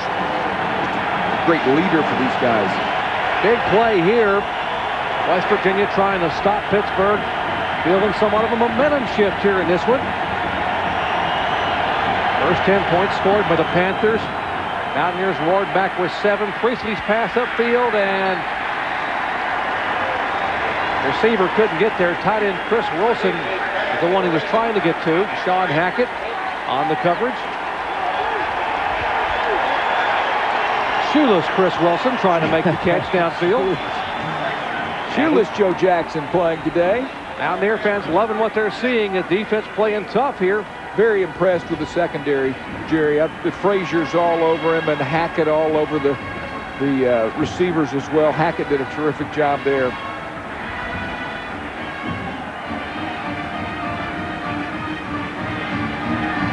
And we'll check the hang time here for Andy Lee. It's about a month. That's really good. Boy, over 4 seconds, which is what you want. You would like the bounce to go in your favor, but it did not. Pretty good kick there by Andy. All right, ESPN Sunday Night Football. Brian Urlacher leads the defensive revival in Chicago, with the Bears are retaking their claim as monsters of the Midway. After a rough start, Dante Culpepper and company want the Vikings to be able to prove that their reign in the NFC Central is not over.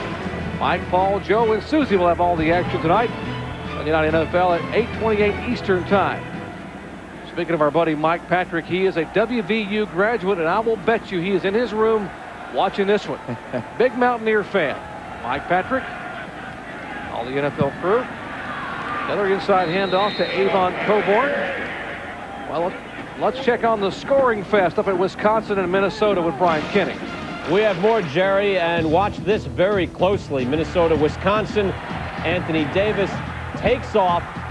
He's gone. Oh, now watch. Minnesota bats this ball away, but they gave him the touchdown. We'll take a closer look later, Jerry. Wow.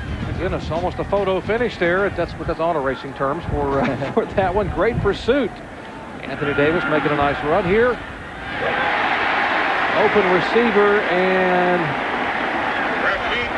that's a rerun of what we had a while ago, I believe. A.J. Bastasi. That's just a straight sprint out. We talked earlier, Jerry, about the quarterback getting his shoulders to the line of scrimmage, squaring them up. Great job there at the line early on a 3rd down. Tempo here for West Virginia, trying to get it quickly. Marshall calls his own number. Penetration and pursuit by Gerald Hayes, the middle linebacker, to throw Marshall for a loss on 3rd and short. 3rd and short, shotgun. I don't know. I think you're gambling that you're going to catch the defense there real quickly. Out of position. Pittsburgh not out of position. And that one backfired on them. And once again, Rich Rodriguez has to punt. You can't afford to, when you're down right now, to turn it over to Pittsburgh with a short field. And that means Todd James will come in and kick it away to Antonio Bryant. And a nice spiral down to Bryant inside his own 15. Cuts it back, still on his feet, back to the 15-yard line. Ball comes out, and no, they say he was down. His knee was down. And speaking of the NFL, we've had a couple of pretty good NFL greats play in this football game over the years. How about this one? Well, I can't hardly see him. Are we that old? I'm his vintage. Look at that. What a fabulous player. Look at the speed, and Dan Marino. What about a quick release? Well, some great years for the Panthers. Touchdown, Tony Dorsett and Dan Marino. Well, you don't get any better than that. Well, you don't. 2 great ones. Both on and off the playing field. Both great individuals, great human beings, and great athletes. Had a chance to visit with Tony last year at the Hula Bowl during the All-Star game. He was over there. Got some autographs along with some of the other former Heisman Trophy winners. Quality people. Well, the Panthers will start inside their own 20 this time. The clock ticking down here in the first half. They're up by 3. Oh, ball comes out of Priestley's hands, and we'll wait for the call. Everyone's signaling.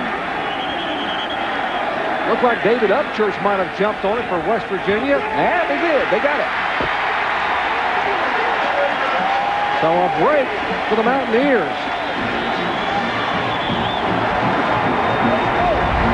Well, they're coming out gunning. This time pressure.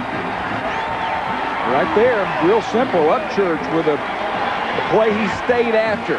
That's what you have to do when you rush a quarterback. If it gets by you, you just have to stay after it, and that's what happened with Upchurch. I tell you, Upchurch has got a motor. I mean, he is playing lights out. As you see Priestley talking to his coach about what he was trying to do. Got the ball slapped out of his hand by Upchurch. I think Walt's telling him to get rid of it. He had man open a little sooner than that. Marshall the pitch to Coburn. Tries to cut it back. Still on his feet inside the 10-yard line. Showing incredible balance. The junior running back out of Cherry Hill, New Jersey. He must have used the hand for a pirouette. Let's watch Avon Coburn. Strong runner, real powerful, but this, I thought he was down. Great job putting the right hand down, ball in his left hand. Big East Rookie of the Year his freshman year back in 1999. Led the Big East in rushing. This time Marshall will try to take it on himself and scampers back down to about the 10-yard line. Mark Ponko there, the strong safety, to make the stop. Well, Ponko is one of the best you'll see. That guy is a terrific college football player. Won't necessarily be a pro that's going to stand out, but Ponko, watch the pursuit. Here's Ponko that at strong safety. He is perhaps the best football player that Rhodes has seen. 3rd and 4, and had some movement as Marshall throws in the end zone for the touchdown. A free play. That should count. That should count. West Virginia, that should count indeed. That should be a touchdown. I did not hear a whistle. Now they're going to talk about it, see if there was an offside on the defense, and it is a touchdown. Really, really smart play. Rasheed Marshall, the redshirt freshman, understanding enough to continue with the play, make the toss to A.J. Nastasi, and the Mountaineers go up. What a terrific play, not only by Marshall, but by the majority of the West Virginia club. Brendan Rao for the extra point. The kick is up and good. And Rasheed Marshall leads the Mountaineers back on top. Back in just a moment. If you win the game, you're not supposed to say, ha, ha, ha, ha, I won, you lost, you're a loser. And you're supposed to be a good sport. It's okay if you lose. It's okay because it's only a game. It's okay, it's just a game to play. Don't brag that. We won. Because it'll make the people who lost really sad. They may cry because you weren't being nice to them.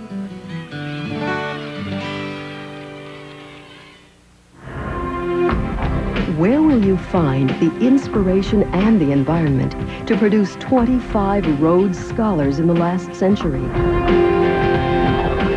The pride of West Virginia. A world-class recreation center designed to nurture both the mind and body. It's everywhere at West Virginia University. And it's where greatness is learned. And there's a look at the redshirt freshman, Rasheed Marshall, who has just showed a heady move. Well, Marshall will get an offsides right here, but if the whistle doesn't blow, that's Knight, a great player. Whistle doesn't blow, you keep going. And then you have Ramon Walker, who's beaten right there, 25. He just simply trips. He's not stopping because of no whistle. He gets tripped, and Nastasi plays the play out, and that is good coaching and good execution. Playing like a veteran. Yeah, he really is. It's so easy when you have someone come offside to just stop what you're doing or get a quick snap and down it. And with that score, the Mountaineers go up by 4. Just under 4 minutes to go here in the first half. I'm Jerry Punch along with Dean Blevins and Heather Cox. Glad to have you with us here at Mountaineer Field. 94th renewal of the Backyard Brawl. Turnovers a killer for Pittsburgh. The first 6 games when they were 1-5, they were a -10 takeaway giveaway. In the last 3, they've been +4. But that was a turnover that gave them a short field, and West Virginia took advantage. And Todd James boots that one out of the end zone, so Pittsburgh will have to start on their own 20-yard line. You mentioned the player that made the jump. I mean, that is one of their better athletes. Oh, you bet. Brian Knight, the All-Big East second-team All-American from a year ago. At defensive end, he came across and then stopped. Yeah, everybody else did. I don't know that Brian Knight would have been able to make the play, but he did stop. And Knight has not had as good a year as I expected, nor as they expected. He was a great player a year ago.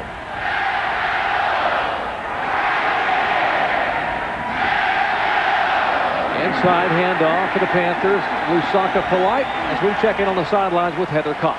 Well, Doc, this is the green Nerf-like football that the D-line uses every day in practice. The hope is that by spotting a camouflage ball in practice, that when there's a loose brown leather one on the field during game, it's much easier to recover a fumble. So far today, that has paid off. The fumble paying off with 7 quick points. Indeed. Thank you very much, Heather. Kind of blends in with the carpet out there, doesn't it? Indeed it does. Clock ticking away here in the first half. Got a good one in the backyard brawl. Panthers trying to get back. Have a receiver downfield, and that is R.J. English. Face mask, inadvertent, surely, and 5 more on that. But what a throw and catch. 38-yard completion. Priestley to English, who leads the Big East in yards receiving this year. English, a big year. And that is just a perfectly thrown ball. Great. It's a great move just to get on the outside, the release. And you have to have that one on the money. How about the guys up in the Pittsburgh booth offensively? Yeah, they say, how about that one? We hit it downfield. Well, they think they've had it for a couple of times here in the first half. They just haven't gotten it off. J.D. Brookhart and Tom Freeman up there, the offensive coordinator, wide receiver coach. And that was Freeman, you see, with a big fist in the air with the offensive line coach. And, hey, we held them out. Was that a 5-yard inadvertent? Yeah, 5 on the 15? I didn't have a good look at it. 15 is a killer on Sherrod. I think they assume if you make the tackle by using the headgear, if you just touch it, I think it's 5. I think if you brought him down, it looked like he might have had his fingers on the mask, and so they'll give him the bigger one. Panthers again. Priestley looking upfield toward the end zone. Wide open in the end zone is Antonio Bryant. Touchdown, Panthers.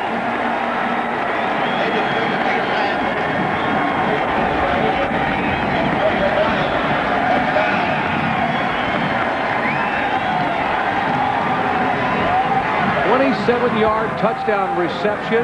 Priestley to Bryant. That scoring play drive 4 plays for 80 yards. Wow, Walt Harris had him dialed in that time. Wow, after a sluggish first quarter, we're starting to get some points on the board here. We talked about it maybe being a high-scoring affair. We've heard about those 47-41 backyard brawls of years past. Hold on, folks. Extra point kick is up and good. And now the Panthers go up by 3. Perfectly executed play. It's a boot. And then you have Antonio Bryant open. But there is a stumble right there. There's a stumble by 19 Frazier.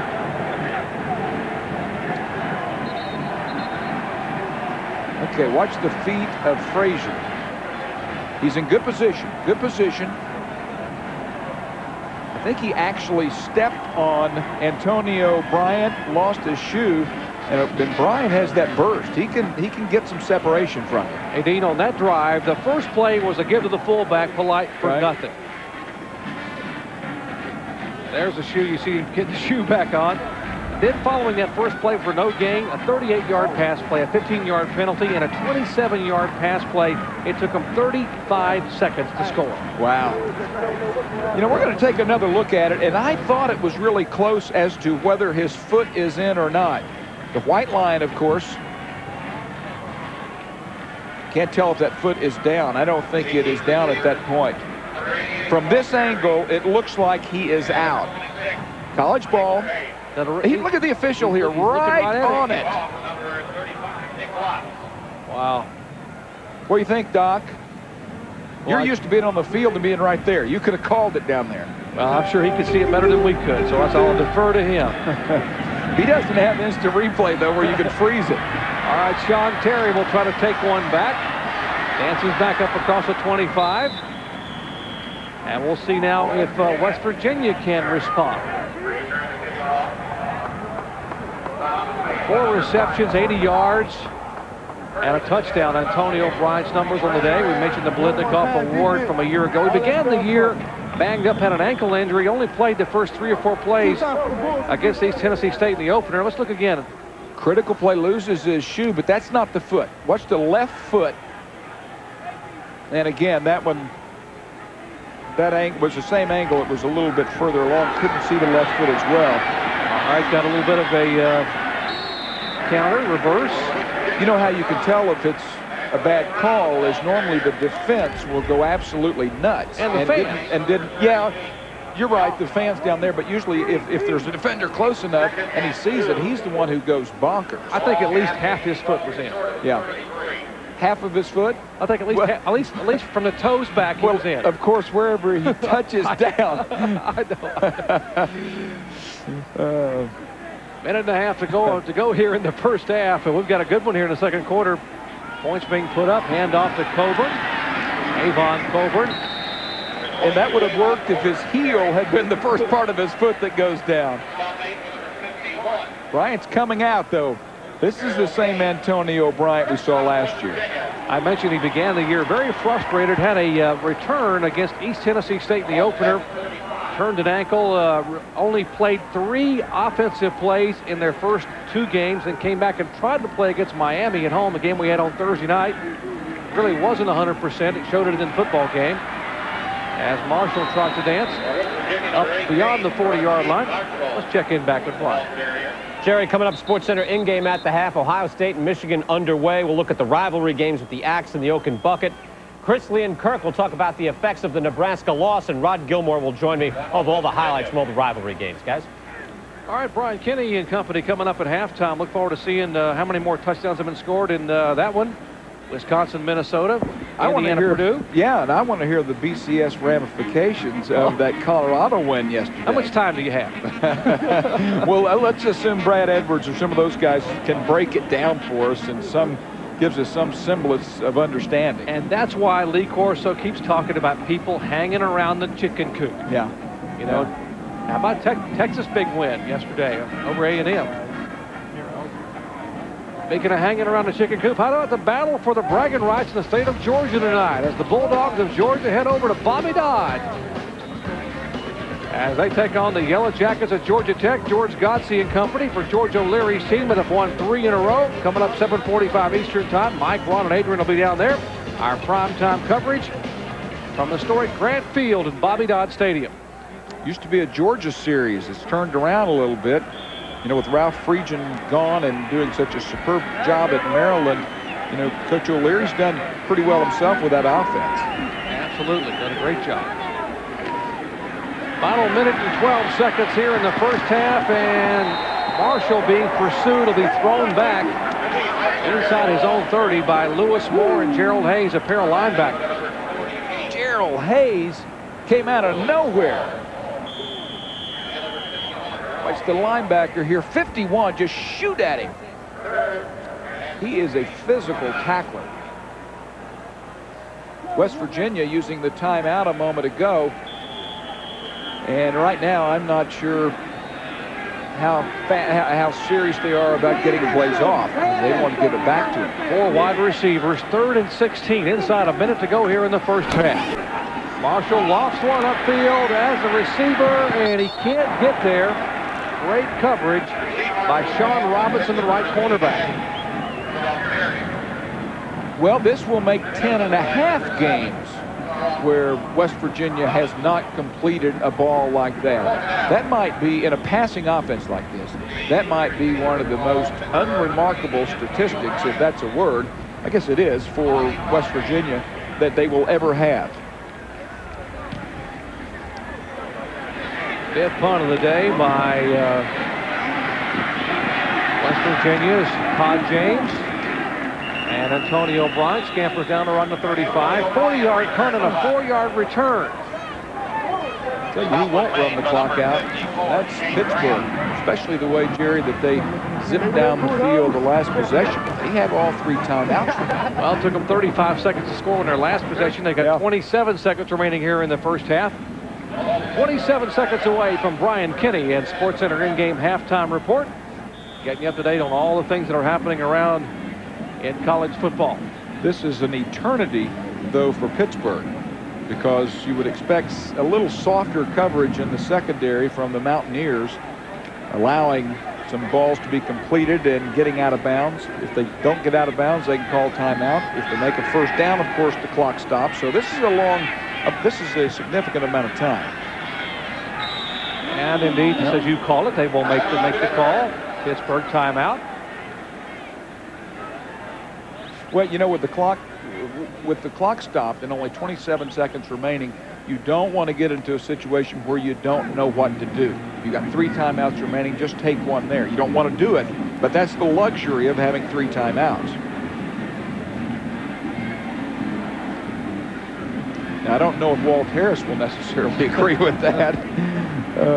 All right, you're Walt Harris. You got to be pleased with the movement you had in the second quarter, but obviously big topic in the locker room at halftime, the turnovers, the mistakes.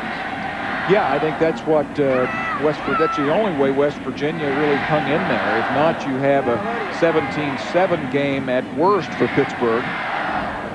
But, you know, Walt will go in and say, guys, you know, if you don't turn it over, we're going to win games. And what was he telling us? He looked at pro games, and we looked at some 12 games, did the statistics on them, and the team with the least number of turnovers won 10 games. Actually, that statistic overall, Jerry, I believe is 80% of the time. If you have less turnovers, you win. You don't fumble it away. You got to have a good shot to end up on top on the scoreboard. Priestley looking upfield, throws the out cut to Bryant. He will get out of bounds, stop the clock. And that's just what we said. Soft coverage in the secondary. Throw and catch, get out of bounds. And that's why I don't know too much. When you have a secondary like this, I think you have to jump up and cover them. Don't let them just take it down the field in 15 seconds and get down to your 20-yard line and throw it in the end zone. Go play them.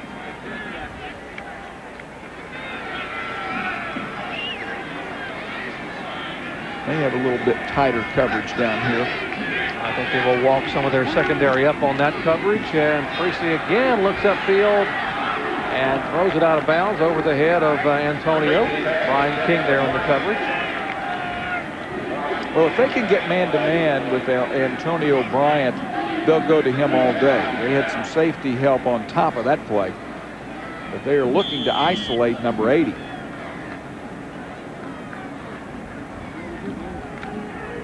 And if they can't isolate him, look for them to come back number 84, and this time he's down at the bottom of your string. Priestley 8 of 14 for 157 yards and a touchdown here in the first half, and he will just get that pass away. Got some pressure from the outside by James Davis, who leads West Virginia in sacks. Had 7 for the season coming into the day. Well, it's one thing to have run a screen, but it's another to just let them come right through.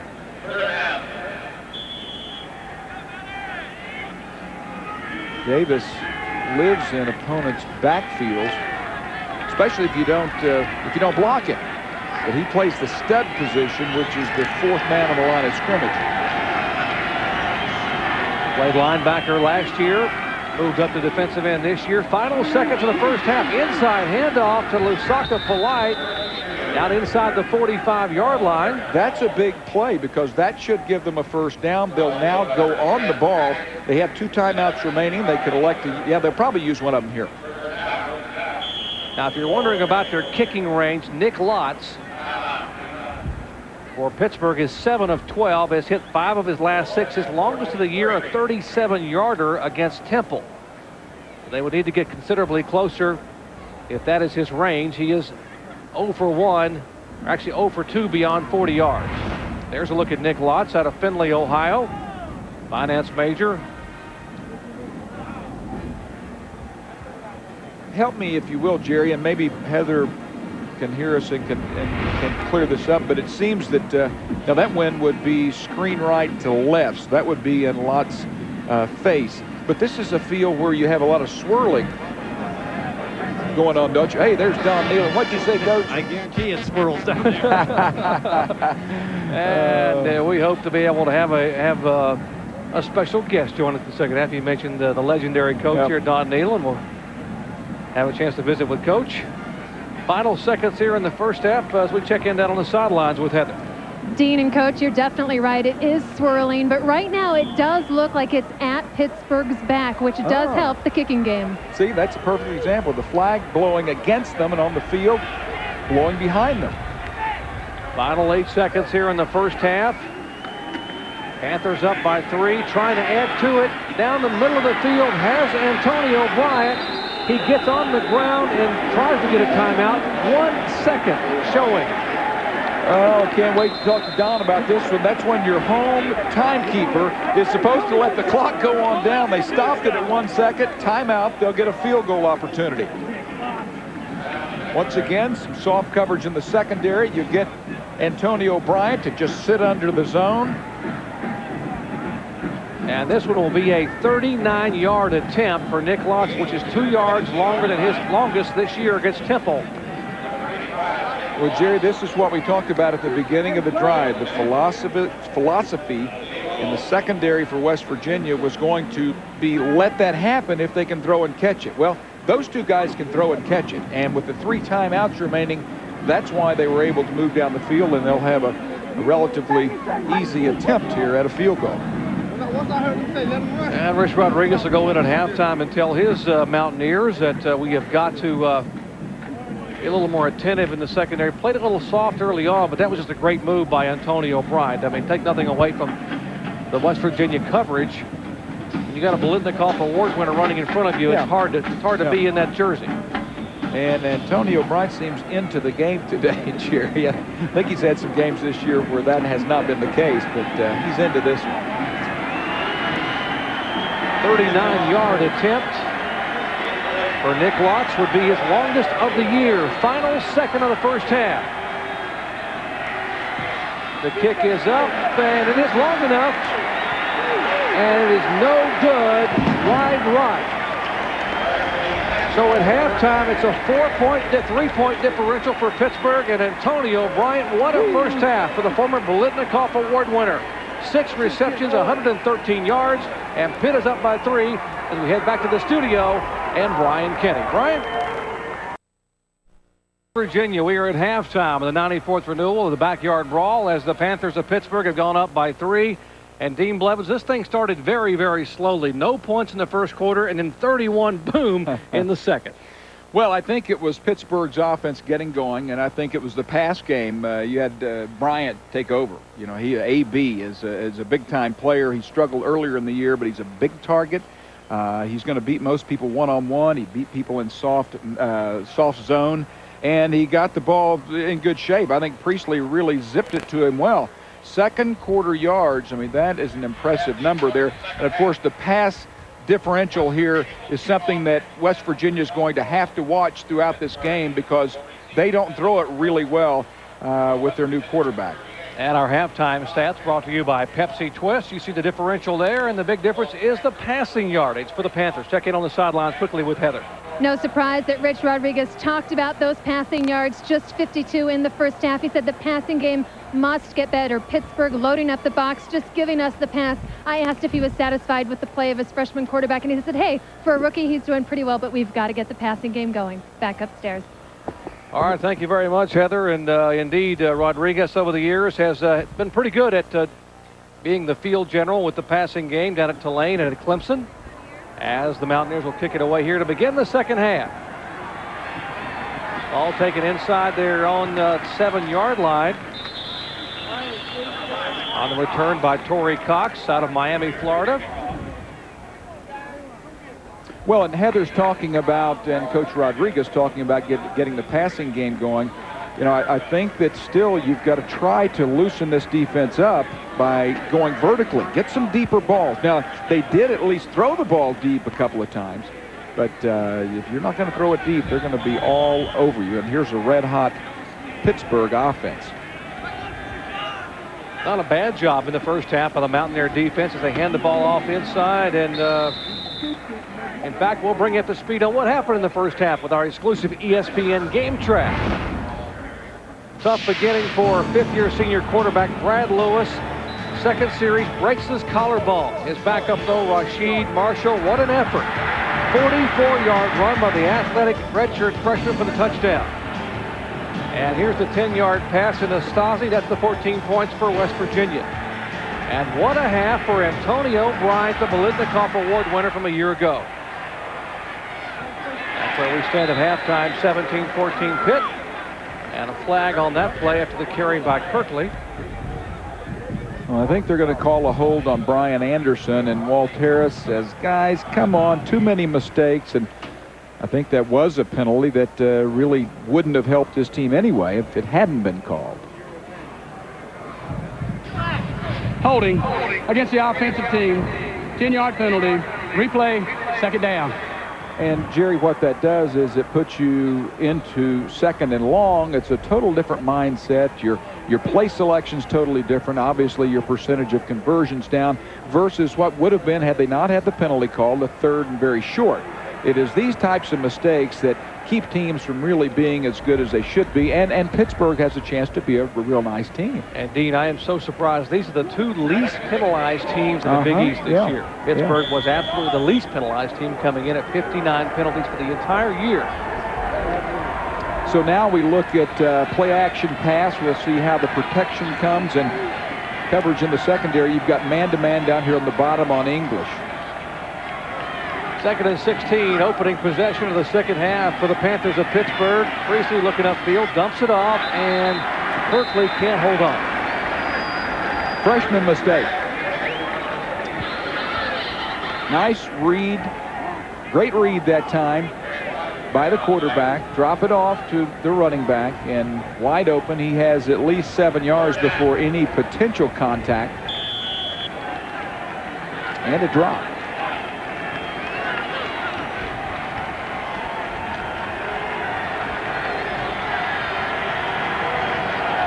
Well, 3rd and 16 here for the Panthers of Pittsburgh. Deep in their own territory. Doubtful they will gamble. But Priestley back to throw, looking upfield, and throws it out of bounds. Intended for Antonio Bryant. Tell you what, he's inside the tackle area there. That's the way some of us used to throw, but I think he threw that one into the stance where it might have been a questionable, and he's throwing it away.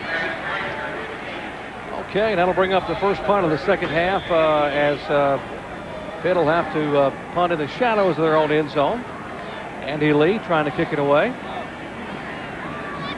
Lance Frazier, the defensive back for West Virginia, standing at his own 44-yard line, awaiting their first possession.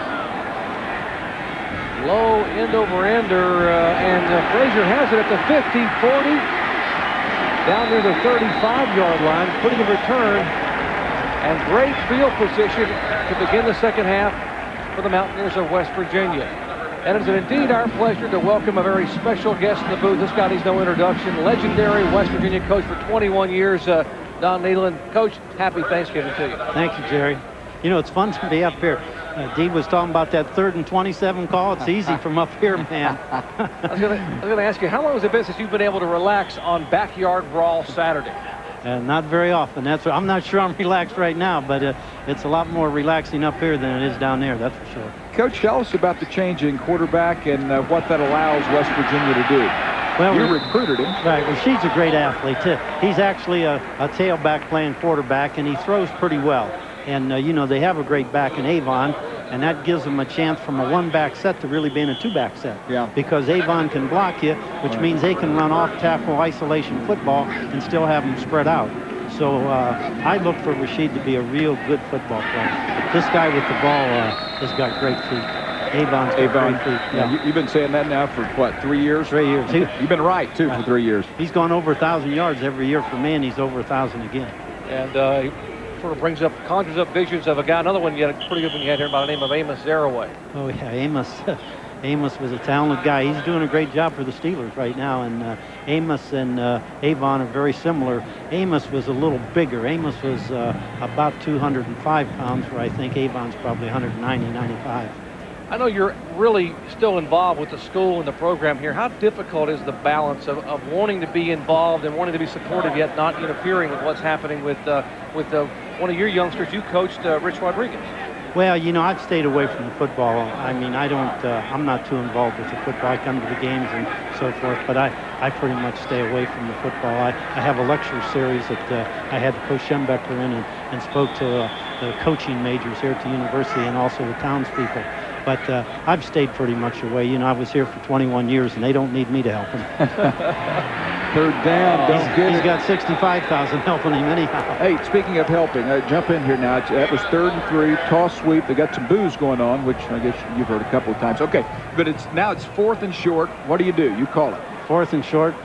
Well, if I was coaching, I'd have some tight ends in there.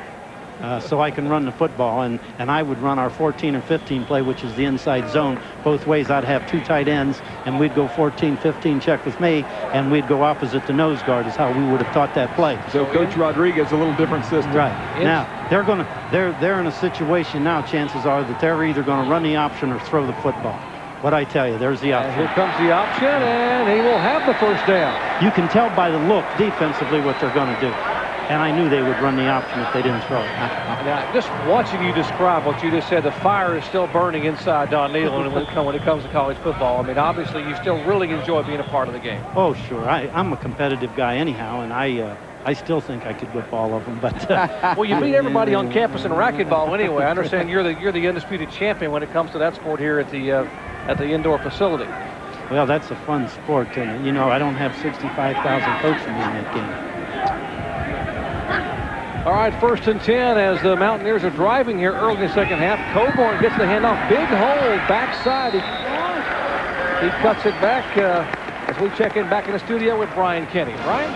Jerry, back to the old Oaken Bucket. Purdue and Indiana, 13-0 at the half, and it's 13-0 as we pick it up. But Kyle Orton to John Standerford, and the Boilermakers have won 4 straight in this series are on the board. All right, so Purdue clawing back, Ryan, in that one. That's a good one under fairly inclement conditions up in Indiana. We are early in the second half with our special guest, legendary Mountaineer coach Don Nealon. Trying to see if his Mountaineers can punch it in and take over. Coach, I know you have to go here, but I've got one last question for you. And I'm serious. This isn't so you can't just give me a trite answer. You've got the energy. Would you coach anywhere else? No, I don't believe so. You know, my grandkids are here, my kids are here. We've been here for 21 years, and I could have coached a lot of other schools, but we decided Morgantown was going to be our home. We decided that about 10 or 12 years ago, and we won't change now. Coach, I got to tell you, for all you have done, not just for this program, but for college football, for the kids we see around the country who played for you, and for a major part that you helped grow up. I mean, you certainly were a tribute to this football game and to this university and to college football in general. Thank you so much from all of us. Well, thanks, Joey. I appreciate it. That's awful nice of you to say that. Good to see you, Coach. Thank you. Legendary Don Nealon, 21 years here at West Virginia. One of just a handful of coaches to win 200 college football games in his career. Coach of the Year back in 1988 as he watches the Mountaineers now with one of his understudies, Rich Rodriguez, who played for him back in the 80s as a defensive back, trying to punch it in and take over here in the third quarter.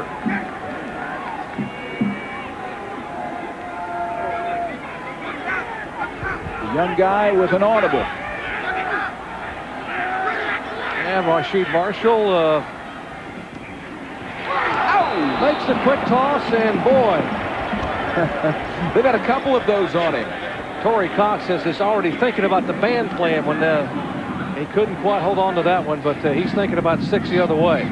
Jerry, Coach Nealon is one of my favorites because he didn't have a lot of coach speak. Let's watch the break on this one. A little pressure coming from Knight.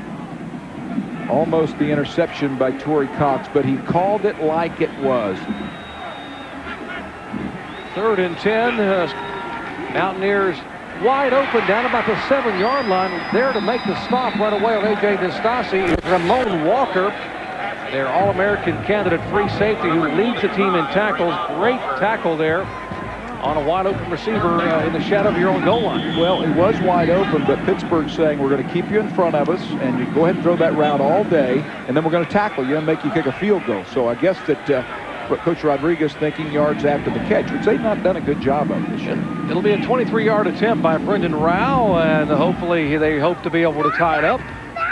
The kick is up, and it is good. So with less than 10 minutes to go here in the third quarter, we are all knotted up at 17 apiece here at Mountaineer Field.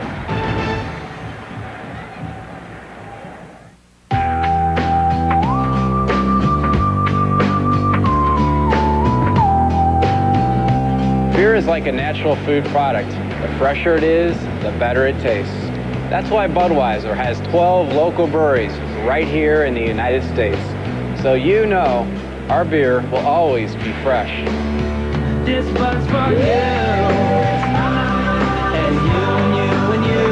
This one's for you.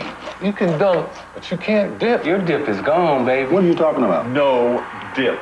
Introducing new Tostitos Scoops. Let me tell you something, Bill. I put the hip in chip. Watch this. With the bite-sized, bowl-shaped design for the perfect dip every time. New Tostitos Scoops. Whoa. The dip lover's chip. This is my house. Yes, it is. No, this is my house. You guys got to go.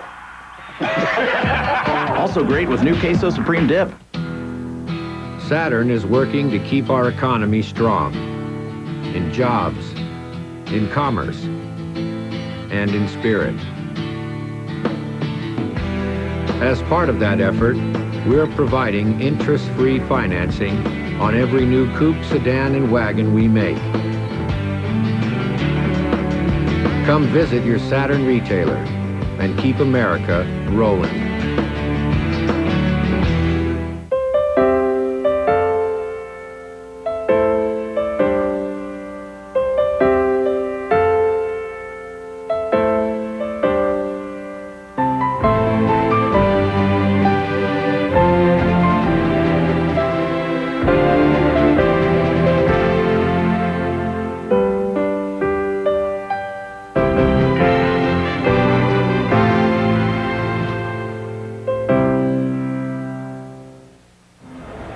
Back at Mountaineer Field, they are very much behind their West Virginia football team here. In fact, they need to recruit some pretty good-sized defensive linemen. There's two pretty good candidates there. That's before on the left and after on the right.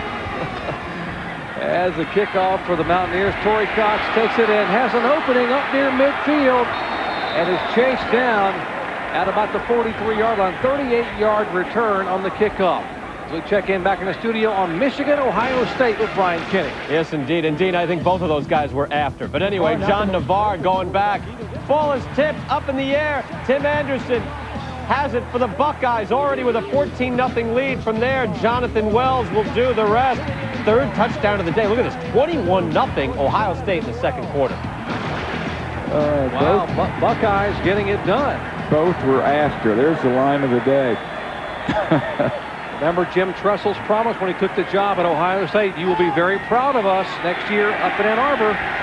Playing pretty well there. That run is stuffed. That was Marcus Freeman, the backup running back. Sean Hackett there to make the stop. Well, I think Pitt has to go back to throwing the ball.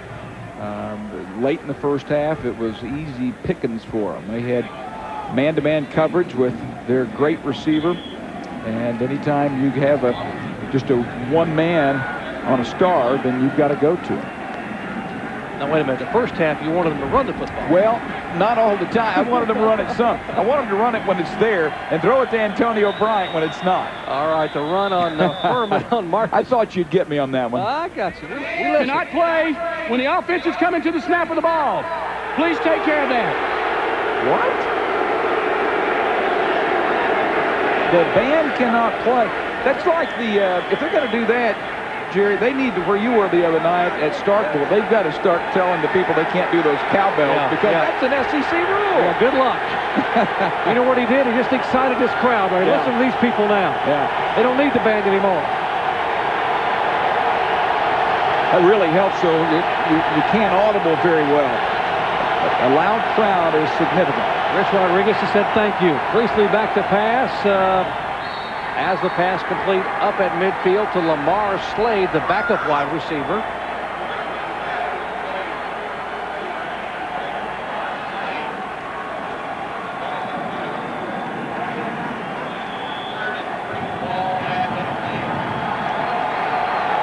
You know, I think that was a warning for a timeout. Each team still has 3, but you know, you'd hate to lose a timeout there and for it to come back and be critical. Deepest penetration thus far in the second half for Pittsburgh. 3rd and 3 at midfield.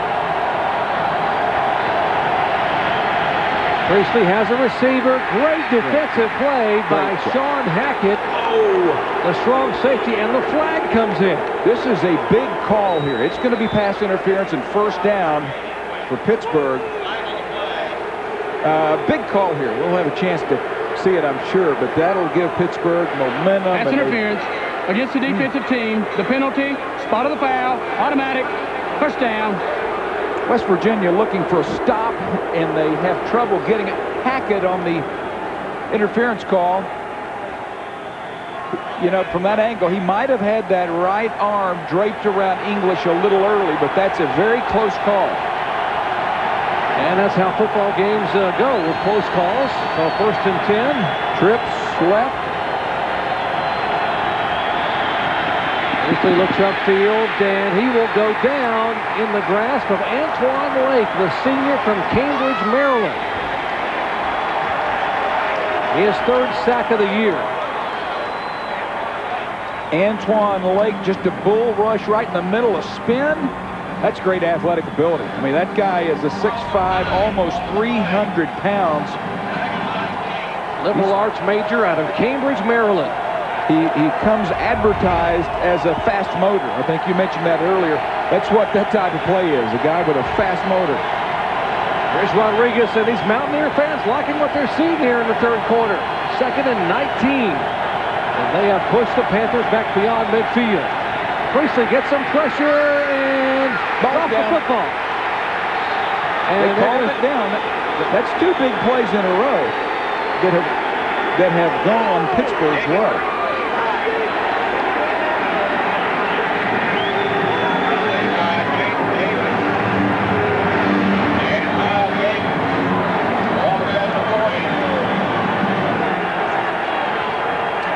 Is it a fumble?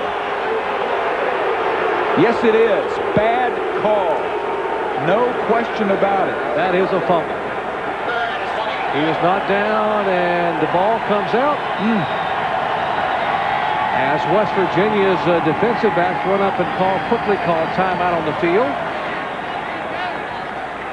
Before this 3rd and long situation, Rich Rodriguez will have a discussion with the officials. Back with more from Mountaineer Field in a moment. Saturn is working to keep our economy strong. In jobs, in commerce, and in spirit. As part of that effort, we're providing interest-free financing on every new coupe, sedan, and wagon we make.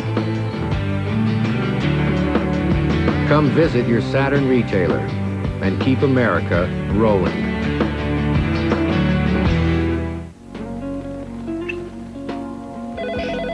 I'll let your machine get it. This is Mike. Leave a message. Hi, this is Jim's video calling. 2 videos, Camp Cleavage and Undercover Babes, are overdue again. Please return those as soon as possible. Thank you. Think we got a 4th. Getting the guys together? Grab a Miller Lite. It's Miller time. Camp Cleavage and Undercover Babes. You want to knock over a casino? 3 casinos? You gotta be nuts. Exactly. 150 million. Smash and grab job, huh? Slightly more complicated than that. Oh, yeah. Check the batteries? It'd be nice working with proper villains again. You're either in or you're out. Right now. Rated PG-13. Starts Friday, December 7th. College football Saturday. Bitter Big East rivals collide in the Dome as BC battles the Cuse. Boston College, Syracuse, 7 o'clock tonight on ESPN2. All right, back at Mountaineer Field. 3rd down and a country mile. Make it 26 yards for the Panthers of Pittsburgh. Look for top of your screen, man-to-man. I wouldn't be surprised on this play. Long ball.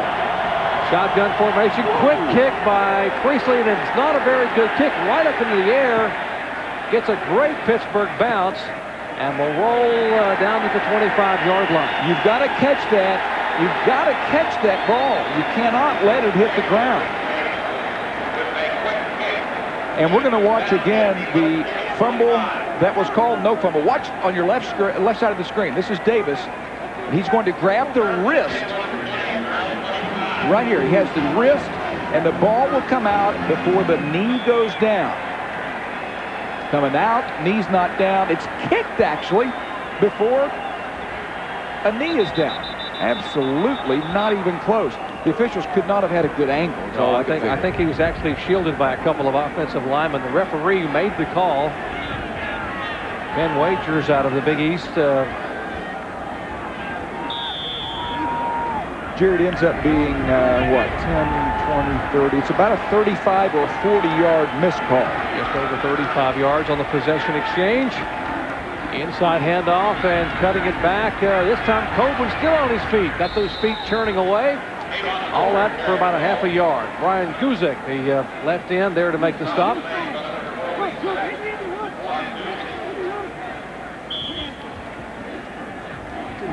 Avon Coburn, 5 consecutive 100-yard rushing games. Only the 3rd running back in Mountaineer history to do that. 4 wide receivers, pass upfield, kicked away. Great defensive effort by Shante Spencer. Crowd would like maybe a flag on the play. Looks like a pretty good defense. Shante Spencer playing great defense. I think this is a good call. That's on the ace receiver, Sean. Well, that was on Sean Terry, wasn't it? 3rd and long again.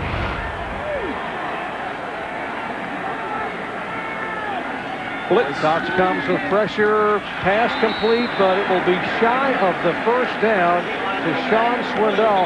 But in the defense of Rasheed Marshall, he had pressure coming the outside. He had to get rid of the football. Well, I understand that, but this offense throws too many balls that are short of 1st downs and that are just curls that are 8 yards.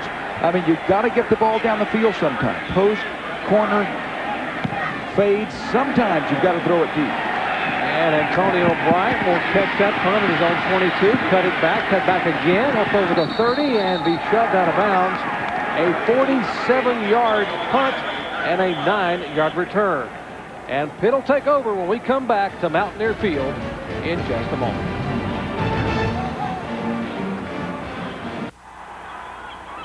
So it all comes down to this. In the waning seconds, a field goal will decide it all. There's the snap. Good hold. The kick is up. It appears to be long enough. And it splits the upright right down the middle. Oh, that's as pretty as it gets. An absolutely perfect ending to a perfect day.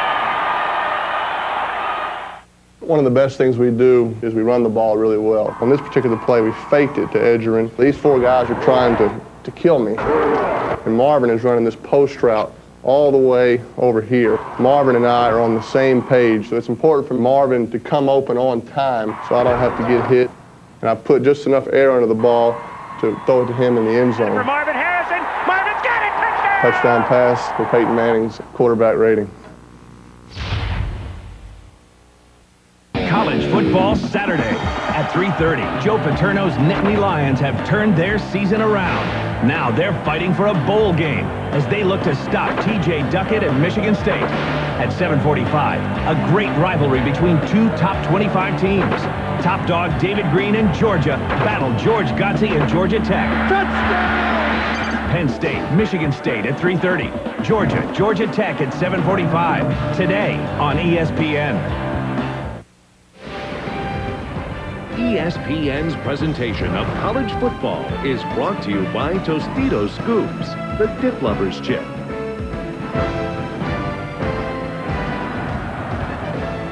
And back, just over 5 minutes remaining here in the 3rd quarter. We are all knotted up at Mountaineer Field, the 94th edition of the Backyard Brawl. Pitt having sort of a 1st quarter flashback there. First 2 possessions of the game, they had like 3 total yards. They have -4 yards in their first 2 drives in the 2nd half thus far. Very ineffective offensively for the Panthers. That is a great defensive call or 2 calls by West Virginia. Should be a penalty. Operator, please start the clock when we give you the ready for play, sir. I thought he had taken too much time. I looked at the clock and there wasn't anything there. But did you see the defensive front shift and shift again? It's easy to confuse the lineman and the quarterback when that happens. All right, now the play clock running inside of 15 seconds. 3rd possession of the 2nd half for the Pittsburgh Panthers. This time they complete the pass. Bryant as the defensive back falls down for the first down. We check in on an update on Wisconsin, Minnesota. Back with Brian Kinney. Jerry, the Axe hotly contested here. A lot of scoring in the first half, and it continues. Nick Davis gets this punt for the Badgers, and he makes a few moves. Very nicely done. He's bringing it all the way down to the 65-yard return. They punch it in from there with Anthony Davis. It's 31-28. Thank you, Ryan. Got a shootout going on there in the Big Ten. Another short pass. And I got to ask you, partner, the short passing game really working for Pittsburgh and has not been that effective thus far for West Virginia. Yeah, West Virginia throws it and they get tackled. And the difference is they've had Bryant has gone deep several times. The secondary, those cornerbacks have to respect him. And they play back a couple of yards. It not only gives him a chance to catch the ball, but it gives him separation between the defender. And he shook him the first time for good yardage. But you've got to go downfield, and the statistic that just jumps out at us is there's not been a pass completed by West Virginia today over 10 yards, not one. And when that happens, you can basically sit on those routes. Yeah, you can compress the field.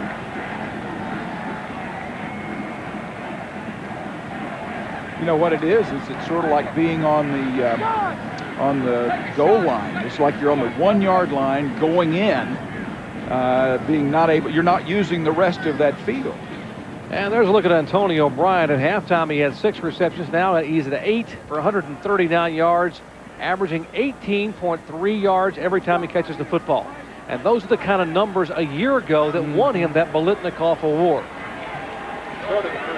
We mentioned he began the year with a pretty significant ankle injury in the opener against East Tennessee State, returning a punt. Only played for 3 or 4 offensive plays the first 2 games. Came back and took him about a month to get healthy. But now we're seeing the Antonio of old.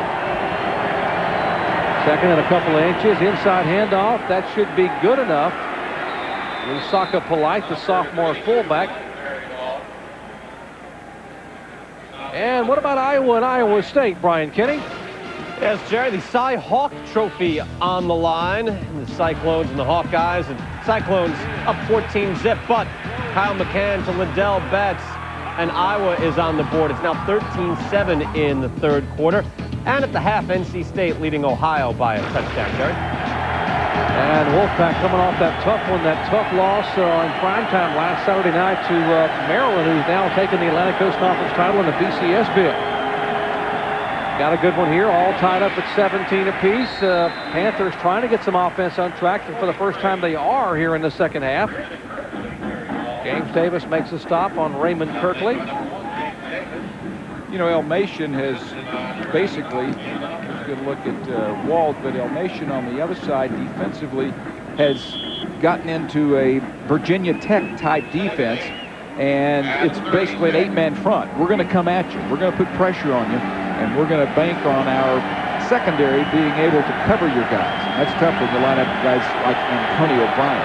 We're talking about Phil Elmation, the defensive coordinator for West Virginia. Pretty successful over the years, and the go-to guy again, Antonio. Well, they're setting it up. You know, they're going to give a little hitch and go or curl and go here in a minute, and West Virginia better be ready for it. But until they do that, as long as you're going to give them cushion, they're just going to play throw and catch. You and I could do that, Jerry. Well, maybe not. No one, I don't know. Maybe not. That ball gets there pretty quickly, doesn't it? I didn't have much speed. I killed a lot of grass when I tried to run. Third of the yard. Small but no speed. Rutherford, he is the athletic option quarterback. He will shove ahead, and that should be good enough for the first down. Yeah, I walked on as a quarterback, and I remember during the early part of the walk-on process, Lou Holtz turned to me and said, "Doc, punch, it's not that you're slow, just you reach your maximum speed quicker than everybody else." And I thought it was a compliment. I realized it really wasn't. But now, is that a true story? That's a true story. Now, where was that? North Carolina State. Is that right? Yeah. Lou's made a few stops since then. I was an option quarterback. I had the option to stay on either into the bench or go in and watch the good guys play. My minimal involvement in college football. Priestley back looking deep toward the end zone. Has a receiver wide open. and he is out of the end zone. Antonio waiting on the football. Richard Bryant on the coverage, but he was about a step or so behind Bryant. Well, and the cynics are saying, well, this one's not as close as the last one, or this one's closer than the last one that they counted as a touchdown. Corner route, pretty well covered. Got that sideline, of course, as an extra man. And take a look at the Pittsburgh offensive. Oh, no, he couldn't quite hang on. And I'm sure David Priestley would like to have that one back. J.D. Brookhart, the offensive coordinator, more entitled than anything because, as Walt Harris tells us, he is involved in the offense as much as you can be. Priestley again as a receiver down about the 22. That'll be shy of the first down by about 3. That's Lamar Slade, the backup wide receiver, as they give Antonio Bryant a breather. Now here's where the defense will have a chance the offense will not be able to throw those types of routes. Lots of good defenses give you the yardage in between the 20s or in between the 30s, but once you get down to this part of the field, it's a little different going. And a huge third down here. Third and a couple, actually almost 3 yards. Ball just inside the 20-yard line. Got to go down to about the 17 for the first. High formation. And they will fake it to the fullback, and Priestley will take it himself. Leaps over one tackler, and will have the first down inside the 15-yard line.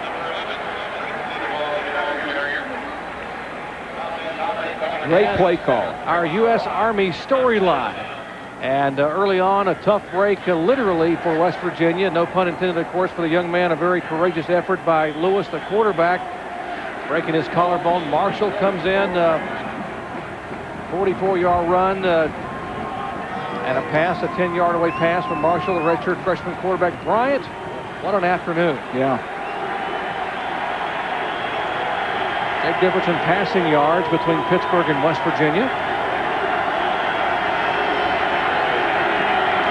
First and 10 inside the 15. They can get a first down without scoring, but that is a strong run. How about that by Kirkland? Well, what about Ohio State and Michigan, Brian Kenny? I'm trying to follow this now, Jerry. Michigan would fumble the ball. Ohio State would get it back, but they'd be intercepted. And then, look out! Jermaine Gonzalez coming in for John Navarre, and it wasn't even looking at it. Had to flip it out. That's a safety, so Buckeyes have a 23-0 lead. Wow, the wheels are coming off up there for the maize and blue. Pittsburgh had some trouble in the shotgun a few months ago with that type of snap. And stood up at the line of scrimmage, may have lost about a half a yard. Great effort by James Davis. You remember what Walt Harris was telling us, though, Jerry, that when Pittsburgh was back in the shotgun, the hurry-up offense, that they were a little discombobulated, and they had some bad snaps from center, and the quarterback wasn't looking, just out of focus. This team has a good rhythm to it. Absolutely. Well, that'll do it for 3 quarters. 15 minutes to play, and we are all knotted up here at Mountaineer Field. Sunday NFL Countdown, Sunday mornings at 11 Eastern, only on ESPN. Saturn is working to keep our economy strong in jobs, in commerce, and in spirit. As part of that effort, we're providing interest-free financing on every new coupe, sedan, and wagon we make. Come visit your Saturn retailer and keep America rolling. Wow, MP3 player, digital camera, DVD player, very nice. Looks like somebody's kids are going to be very happy this holiday. Kids! I'll be right. We know how you feel, and that's why Circuit City has great gift ideas this holiday season. Circuit City, we're with you. Hey, my wife loves these things. All wives love things. Could you... I love challenges, but September 11th changed the world. I'm an operating engineer. I normally build bridges and highways. Now I'm at ground zero, excavating where people once worked. I can't tell you how sad that makes me feel. But the Red Cross is giving food and comfort to me and those I work with. They listen to me. They're my home away from home. Thank you, America, for helping Michelle James.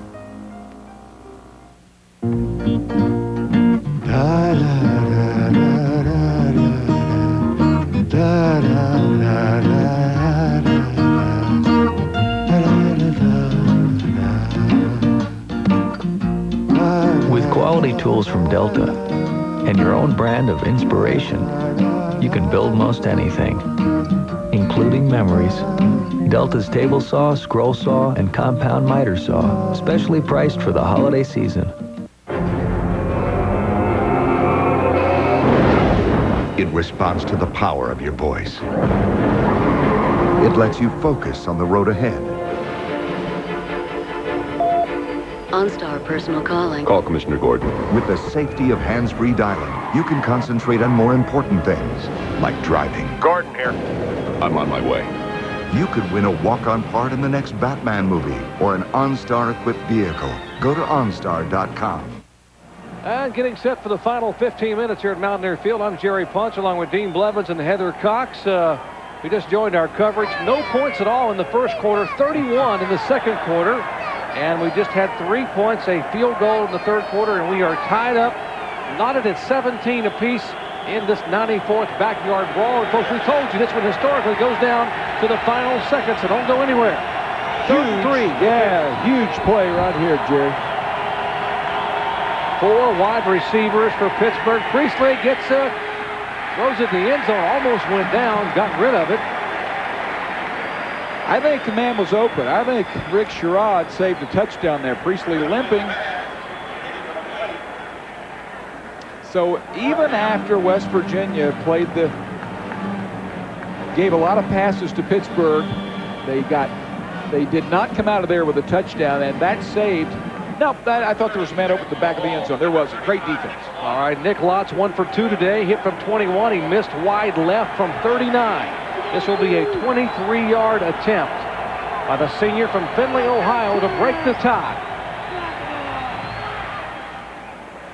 And the kick is up and good. So early in the fourth quarter, the Panthers of Pittsburgh have gone back on top. Well, the old bend but don't break theory. That's what happened with West Virginia there. But they got the 3, though. So, as the game has gone so far, you mentioned the no points in the first and the 31 in the second, and now the 3 in the third. Each time, Pittsburgh has responded or West Virginia has responded when the other scored. All right, take a look at our ESPN exclusive game track, bringing you up to speed on what's happened. How about a day for Antonio Bryant? Take a look at this move.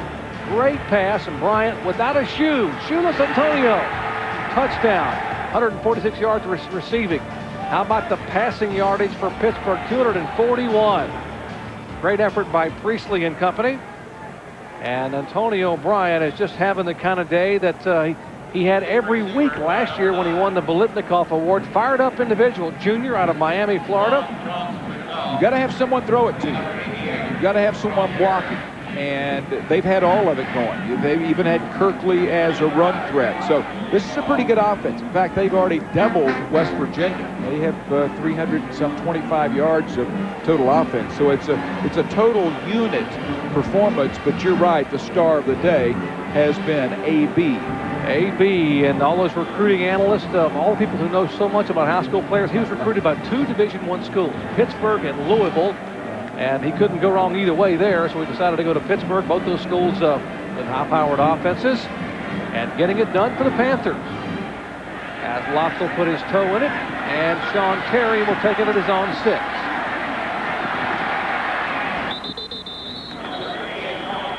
And let's check in on what's happening with Wisconsin, Minnesota. Back in the studio with Brian Kenny. Yeah, Jared, back and forth they go back in the Big Ten. Assad Abdul Khalik going back. Nice touch to Ron Johnson. 45 yards, and Minnesota back on the board, back on top, 35-31. Iowa and Iowa State. Hawkeyes were down 2 touchdowns. Liddell Betts going to tie this up, 42 yards for the score, 14-14 in the third quarter. Well, a couple of good rivalries going on there. 66 points. Wisconsin, Minnesota getting it done. What a shootout there. Back here at Mountaineer Field. And pass intended upfield for A.J. Nastasi, leading receiver Mark Ponko, the strong safety, step for step with Nastasi. Well, this is actually a very well thrown ball. Ponko is going to be in good position. Thrown to the right, to the right side of the receiver, and Nastasi dropped that one, so that keeps the streak going. All 9 completions to wide receivers, 10 yards or less. That's an unbelievable statistic. No balls to the running back. Excuse me, I didn't mean to step on you there, Dean. Remind the folks that Brad Lewis, the 5th-year senior quarterback, went down early in the game with a broken collarbone. That's why you're seeing Rashid Marshall exclusively. He is the redshirt freshman out of Pittsburgh. Very athletic quarterback. He lost a shoe. Haven't heard a lot from Ramon Walker, Pittsburgh's outstanding safety.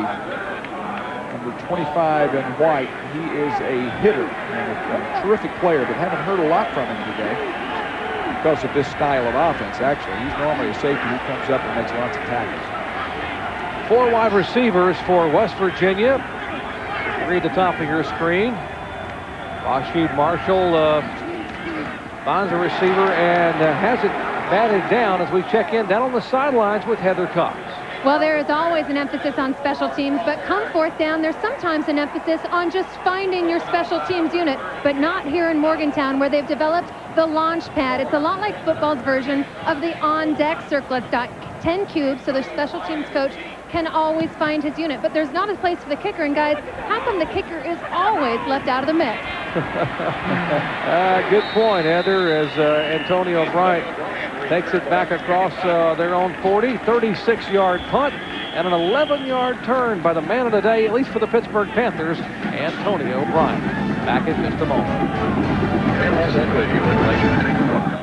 Hey, man, where have you been? The Outback. In the Outback, huh? Well, you missed a great game. No, I saw it there. In the Outback. Mm-hmm. It's a good reception? It's great. They're very friendly, too. You see any wildlife? Well, the big bloomin' onions are pretty wild. And the food? We're talking about the food. So don't just go out. Go out backing. Outback Steakhouse. No rules, just right.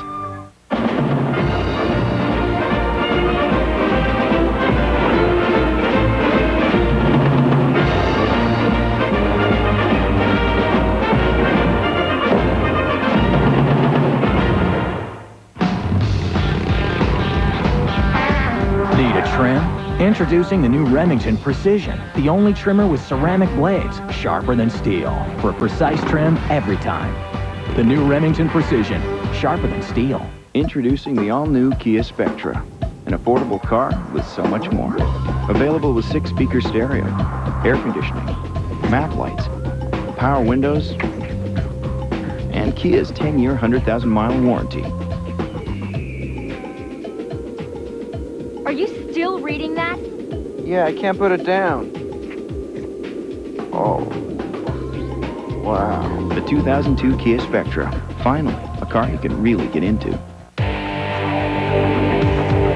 This is Bowflex, an entire gym in one easy-to-use machine. Strength training with Bowflex is so effective that we guarantee you'll get the results you want in 6 weeks or less. One simple workout. 20 minutes a day, 3 days a week. Bowflex is real. The results are real. Call right now for a free video and brochure. Bowflex, the power is yours. And we are back in Mountaineer Field. 13:42 remaining in this one, the 94th renewal of the Backyard Brawl. Got a good one going on here. Pittsburgh back with the football, leading by 3. The toss back to Marcus Furman, who began the year as a running back, moved to wide receiver, was going to basically redshirt on the scout team and needed him at running back, brought him back as a running back. Now he is playing as flags are down on the field. Well, they have a lot of true freshmen at that running back position. This will go against Pittsburgh, but you know what they did there is the toss sweep, and that is the similar play to the touchdown. Toss sweep when he came in into the boundary, going left, and illegal block below the waist against the offensive team. 15-yard penalty. Replay, first down. You throw a pass like that, you're going to get a secondary respecting that and playing back a little bit.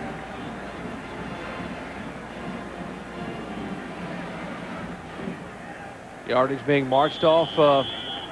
Talked about the young running backs for Pittsburgh. They were banged up. They were expecting a couple of backs to be available to them. Dustin Picciotti, highly recruited with a concussion. He is out. They've got a transfer they'll have available next year. Brandon Myrie. Remember that name? He transferred from Alabama. Yep. And they say he is almost impossible to tackle on the scout team, so he'll be able to play next year for sitting out a year. Pass dished off to the fullback, Polite, and he will get a yard, maybe a yard. Rondé Cox there on the stop.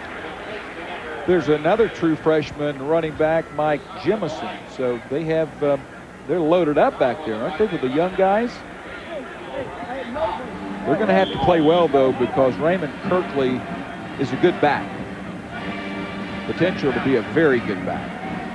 Only the third true freshman to start as a running back in the opening game for the University of Pittsburgh. And the other two pretty good ones. We'll tell you in just a moment. If we 2nd and 23.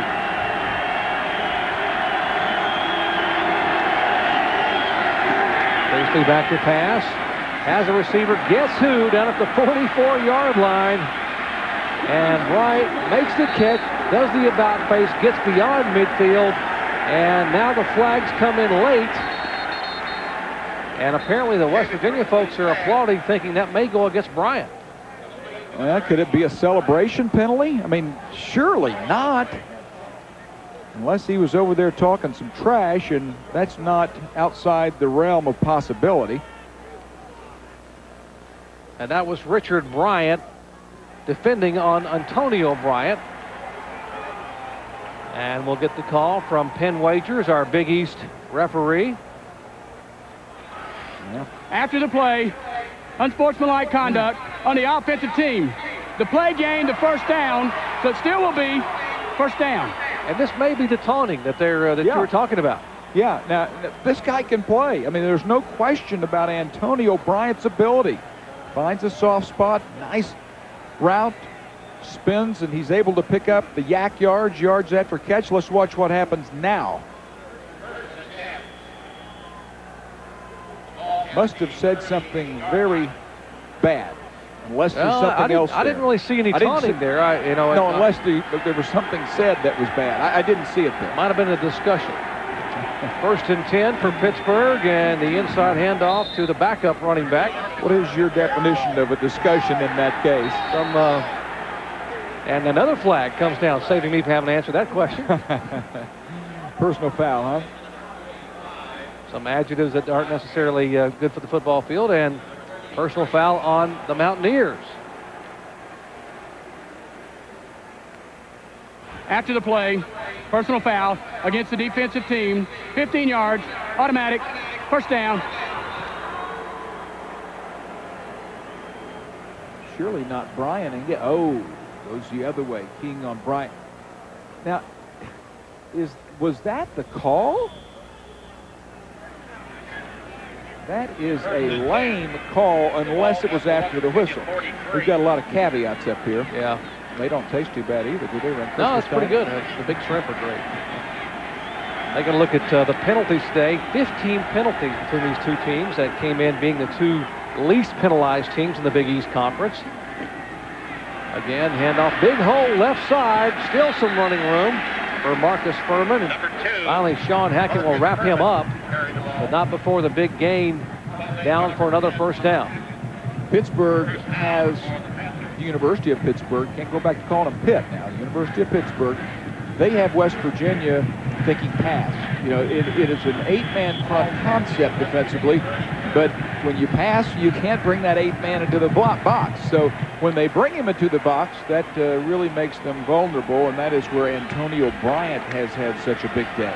Well, Raymond Kirkley getting a rest. Marcus Furman on the bench, and now Mike Jemison, the third running back, another true freshman, and he will get the handoff. Good move. Good shakes by Jemison to break free. as Lance Frazier makes the tackle down about the 20-yard line. We check in once again with Heather. Well, Doc, you mentioned that Raymond Kirkley is getting a rest. He is actually finished for the day, has a sprained right ankle, will not come back into this game. And Walt Harris told me at the half that their running game is crucial in the second half. This is a position that they were already very thin at, just thinner without this freshman in the ballgame. Well, indeed, and you know, we talked about the implications of this game, and next week that Pittsburgh needs to win this football game and win at home against UAB.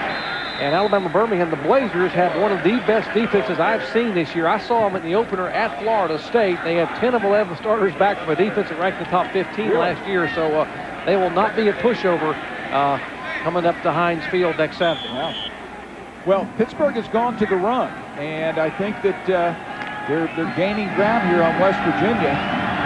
And West Virginia is considered, today at least, a team that has to run. But this is a club running against a poor run defense. Remember that. Getting worn down in the second half is a concern for West Virginia. Priestley stands in and fires inside the 10, and down inside the 5-yard line goes Bryant. Well, he's just eating them up. I think West Virginia's playing off of him too much. You just can't when you're on the 10-yard line. I just don't believe you can play off of them as much as they are. Simple in route. Find an open area. And again, the guy throwing the pill, David Priestley, is on target today. Yeah, his 11th reception for 186 yards. Oh. And Rutherford on. He is the option quarterback. Here he comes down the line. He will take the option dive toward the end zone, and he will not get there. They stop him about a half a yard shy. David Upchurch, the nose tackle there, making the stop. Well, you think option when he comes into the game, and it looked for a moment as though he was going to be able to get in anyway. And when I see that leap toward the goal line, and Nebraska fans also, they will think of that leap yesterday where the ball came out and Colorado was able to go ahead and preserve that win big time. What a huge one that was yesterday in terms of Nebraska and BCS implications. Here is Rutherford, and he is corralled, thrown back. May have lost about a half a yard. Swarming defense. Well, Jerry, though, that's the problem in alternating quarterbacks. I've never really liked it unless there's just unless there's a huge reason to do it. Let's watch the snap. There's a problem with the cadence. That really should have been movement up front. They did not call it. But, you know, you have one quarterback that does it one way, another quarterback that does it a different way. You have one that has one cadence, another has the other. Well, 3rd and goal. 10th play of the drive coming up for the Panthers of Pittsburgh. Leading by 3 here in the final quarter. They will turn the counter option, and he will not get there. Great effort by Corey McIntyre, the 5'11", 255-pound senior linebacker. I think you go for this. Where did they spot it? How far out? About the 3-yard line. They're going to go ahead and kick it. I mean, that's a gray area. I mean, I think if you're a little bit closer, you go for that. I bet Antonio says, let's go. Coach, let's go. Coach, he says, Antonio, I'm calling the plays. No, I got HC beside my name. That means head coach. 19-yard field goal attempt. Panthers trying to go up by 6. The kick is up, and it is good. So the second field goal here in the second half for the Panthers that put them back up by 6, 23-17. Back in a moment. Get it all when the Mummy returns with 3 amazing offers on pay-per-view. Order the Mummy Returns for an exclusive, fascinating look at the making of the new Mummy Returns video game. Then, for your eyes only, we've got an exclusive look at the upcoming hit, The Scorpion King. You can also enter to win a once-in-a-lifetime chance to get in the game and become an animated character in the Scorpion King video game. Get it all on pay-per-view with the Mummy Returns on Blockbuster Ticket only on DirecTV. It's the name of the game. All season long. More games. More magic. ESPN Full Court. Unleash the passion. You make it happen. ESPN Full Court from DirecTV. College football Saturday. A big-time rivalry pits David Green in Georgia against George Godsey and the Ramblin' Wreck. Georgia Tech, 7:45 tonight on ESPN. The all-new Kia Spectra. Drive one and at some moment, it'll hit you. The moment you realize you can actually afford a car available with air conditioning and power windows. Plus, Kia's 10-year, 100,000-mile warranty. We don't know where or when, but it will hit you. Thank you! Thank you! Introducing the 2002 Kia Spectra. Finally, a car you can really get into. ESPN's presentation of college football is brought to you by Outback Steakhouse. No rules, just right. And by the new Remington TCT for total closeness, even on the toughest spots like your neck. And we are back here for the final 7:38 at Mountaineer Field in Morgantown, West Virginia. A bit of an overcast day, but pleasant temperatures here for college football. And Nick Lotch's third field goal of the afternoon, second of the second half, puts the Panthers up by 6, 23-17. His kickoffs are returnable.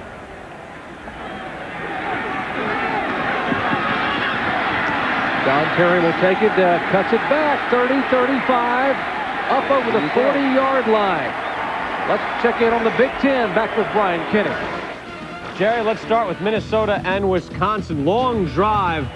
Assad Abdul Khalik was 6 for 8 passing on this drive alone at a 4th down conversion, and he runs it in. 42-31, Minnesota with the lead. Purdue can tie it on Indiana. 4th and goal, Montrell Lowe. No, didn't make it. Indiana holds, and the Cyclones have taken the lead on Iowa 17-14, Jerry. Well, thanks a lot, Brian. Got some shootouts going on there. Cyclones getting back up on top. Mountaineers trying to get some offense on track. And boy, this game began very slowly. Remember the first couple possessions, I think the total yards was like 5 yards, 3 and 2 or something. Take a look now. 3 and 2 after 6 minutes. You're exactly right. Gone up to 395. And West Virginia just getting routed in terms of yards. But points is what they keep. And the last 2 Pitt drives only netted 6 points. 24 plays, 108 yards, 11 minutes off the clock, but only 6 points. And this game is far from over. Ball comes out, and Wallace or I should say Marshall picks it back up. Great effort on the outside. That's Claude Harriet, back up right in, who smacks the ball away from Rasheed Marshall. Had a couple of fumbles today. Let's see if the ball was secured. I think it was. That's just a great defensive play. And an alert play by Marshall to get the ball back on the bounce. Yes, it was. Like an infielder on the one hop. That'll bring up 3rd and 21. Rodriguez having 4 wide receivers in. Play not called until right now. 4 seconds on the, I was going to say, the shot clock. And they're going to have to use a timeout because they were a little bit of confusion as Marshall was trying to get the word across to his offensive lineman. They'll talk it over, and we will too. We'll come back to Mountaineer Field in just a moment. So it all comes down to this. In the waning seconds, a field goal will decide it all. There's the snap. Good hold. The kick is up. It appears to be long enough. And it splits the upright right down the middle. Oh, that's as pretty as it gets. An absolutely perfect ending to a perfect day.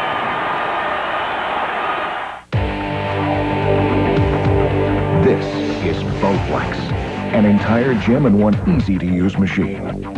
Strength training with Bowflex is so effective that we guarantee you'll get the results you want in 6 weeks or less. One simple workout. 20 minutes a day, 3 days a week. Bowflex is real. The results are real. Call right now for a free video and brochure. Bowflex, the power is yours. ESPN Sunday Night Football is where the action is. It's where the Raiders outpace the Colts. And he unloads and it's picked off. Dorsett goes 39 yards for touchdown. Where the Saints and Jets fought to the bitter end. And now Turley throws the helmet. And where Sean Alexander tore up the turf. Alexander to the middle of the field, and he's gone. Next, Anthony Thomas and the surprising Bears take on the rival Vikes. ESPN Sunday Night Football. Bears-Vikings, 8:30 Sunday on ESPN. And back in Morgantown, West Virginia, a crowd of over 44,000 on hand. The official attendance, 44,407 for the 94th edition of the Backyard Brawl. Jerry, you don't want to turn it over here. Odds of making this, I don't know, to less than 10%. Just don't turn it over. Mountaineers 4 of 14 on third down. They will throw it back to Avon Coburn. Hess makes the catch, dodges one tackler, and will be very, very shy. And we have a personal foul. Whoa. It's going to be called in the backfield, roughing the passer, and that is a huge mistake by the Panthers of Pittsburgh. That is an automatic first down. And how many plays have we had today that ended up in that type of foul? Roughing the passer against the defensive team. 15-yard penalty added on to the play. Touchdown. And you could fry an egg on his forehead right now. Walt Harris, and rightfully so, very, very high. Mental mistakes. Jerry, we've had, I don't know, 4 of those that were major mistakes. Pitt has been penalized 9 times for 103 yards, and they average less than 60 a game, so they're almost double their normal penalty count. Well, with the penalty, 1st and 10. Beyond midfield, they move into Panther territory. Talking about they, meaning the Mountaineers of West Virginia. Trailing by 6. And they will give it to Coburn, and he is caught from behind. Great effort by Brian Knight. Well, Brian, can you understand the Wolverines are showing some life?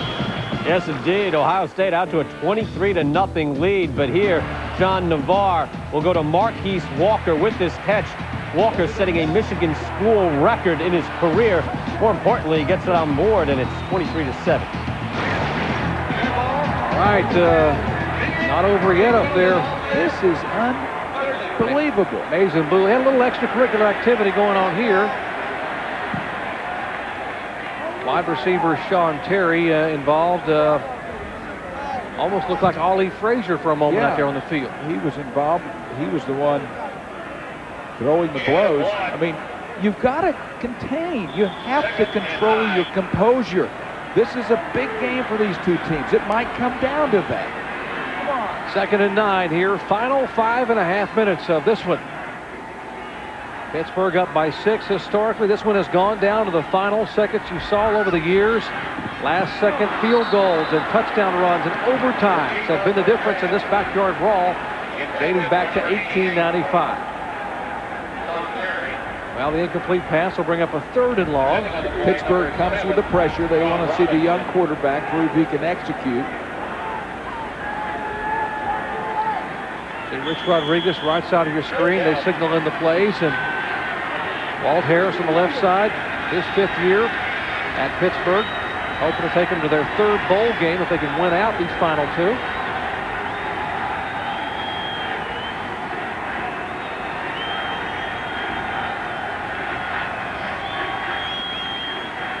Marshall lofts it up, has a receiver, and just beyond the hands of Sean Terry. I think he had him, Jack. I think he was behind the defender. That ball was thrown out of bounds. If that had been completed, it would have been the first long ball of the season. And they're running out of chances to complete long balls, aren't they? Well, they're going to kick it away here. Looks like they you've got to have talked it over. Midfield still in this football game. Just a 6-point football game. Pitt has 3 timeouts. West Virginia only has 1, and that could be very interesting as the very high sky punt goes to Antonio Bryan, and he is nailed at the 11-yard line, and he limps away. That is Frank English, the senior linebacker. Now, did I see him throw his fist in the air as if he were celebrating? That would be double dumb. There is no need for that in college football. And here's what happens. Antonio Bright, fair catch. Here's English. Boom, as Brian is standing there just looking at him. Back in just a moment.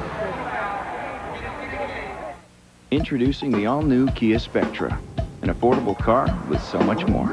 Available with 6-speaker stereo, air conditioning, map lights, power windows, and Kia's 10-year, 100,000-mile warranty. Are you still reading that? Yeah, I can't put it down. Oh. Wow. The 2002 Kia Spectra. Finally, a car you can really get into. This place would be totally boring without me. I pull MP3s off the net from DJ sites all over the world, burn them onto CD, and rock the lot. Easy CD Creator 5 from Roxio.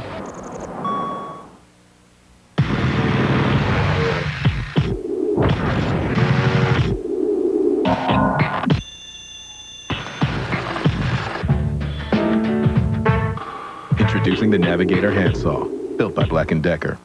Hey, Hallie Eisenberg, drinking a Pepsi. Actually, this isn't a Pepsi. It's new Pepsi Twist with lemon. And I'm not Hallie Eisenberg. I'm Halle Berry. Drinking Pepsi Twist. Well, it's not exactly Pepsi Twist. It's Diet Pepsi Twist. And I'm not exactly Halle Berry. You know. I'm Barry Bostwick. Who is Barry Bostwick? Like twists? Training Pepsi Twist in regular and diet. A lemon twist on that great Pepsi taste. Inside of 5 minutes to go with this one. Pittsburgh up by 6, 23-17. Coming up later today at 3:30 Eastern Time. Big Ten matchup. How about Zach Mayles hoping to keep Joe Paterno and the Nittany Lions bowl hopes alive? They head up to East Lansing, take on TJ Duckett and company. The Spartans, a must-win Big Ten matchup. Coming up at 3:30 Eastern Time. Now, time permitting, at the end of our game, we'll have a college game day. A scoreboard show coming up. Grizzly and Kirk and company. That's coming up next. And 3:30 Big Ten, Penn State at Michigan State.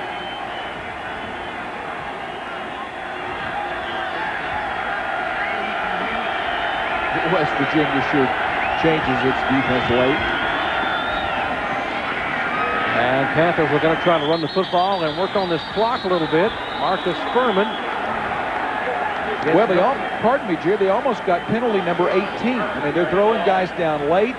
I don't know if it's seniors knowing it's their last game and there's a lot of frustration, or what the class is for these guys, but sort of lack of class, actually. Well, the clock is running, and that's what Pittsburgh wants to have happen here in these final 5 minutes. Walt Harris wants to get this one done with.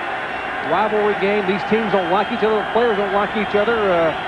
94th time they've played, dating back to 1895.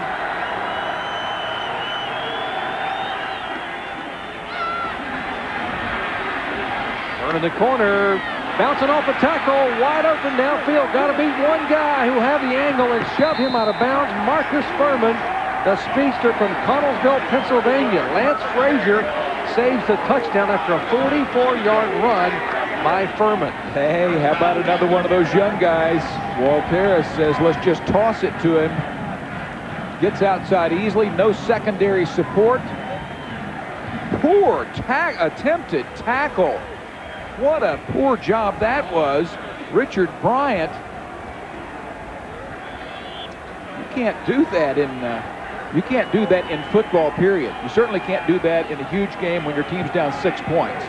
We talked at the opening of the show how different this Pittsburgh offense has been in the last 3 weeks, and how Walt Harris had gone from the no-huddle spread to re-huddling, and basically what a difference it's made for this football team since the BC game. They've won 3 in a row. And if they can hold on here, they'll make it 4 in a row. After winning their opener against East Tennessee State, they lost 5 in a row. Then came back after Walt Harris said, hey, guys, we're going to make everybody comfortable. We're going to go back in huddle, call the plays in the huddle, be comfortable with the line of scrimmage. And they've won 3 in a row, 33-7 over Temple, a 31-point victory over Virginia Tech. They shut out Rutgers 42-0, and they are playing well offensively here against their arch rival, West Virginia. There's one big problem for West Virginia besides the score, and that's lack of timeouts. More on that in a minute. Second and almost 10. Again, the pitch back to toss to Furman. Wide open, breaks free. And down near the 15-yard line, if he doesn't stumble, he scores. That run defense is showing why it is 105th in the nation. After a spirited effort for much of the day, there are holes everywhere.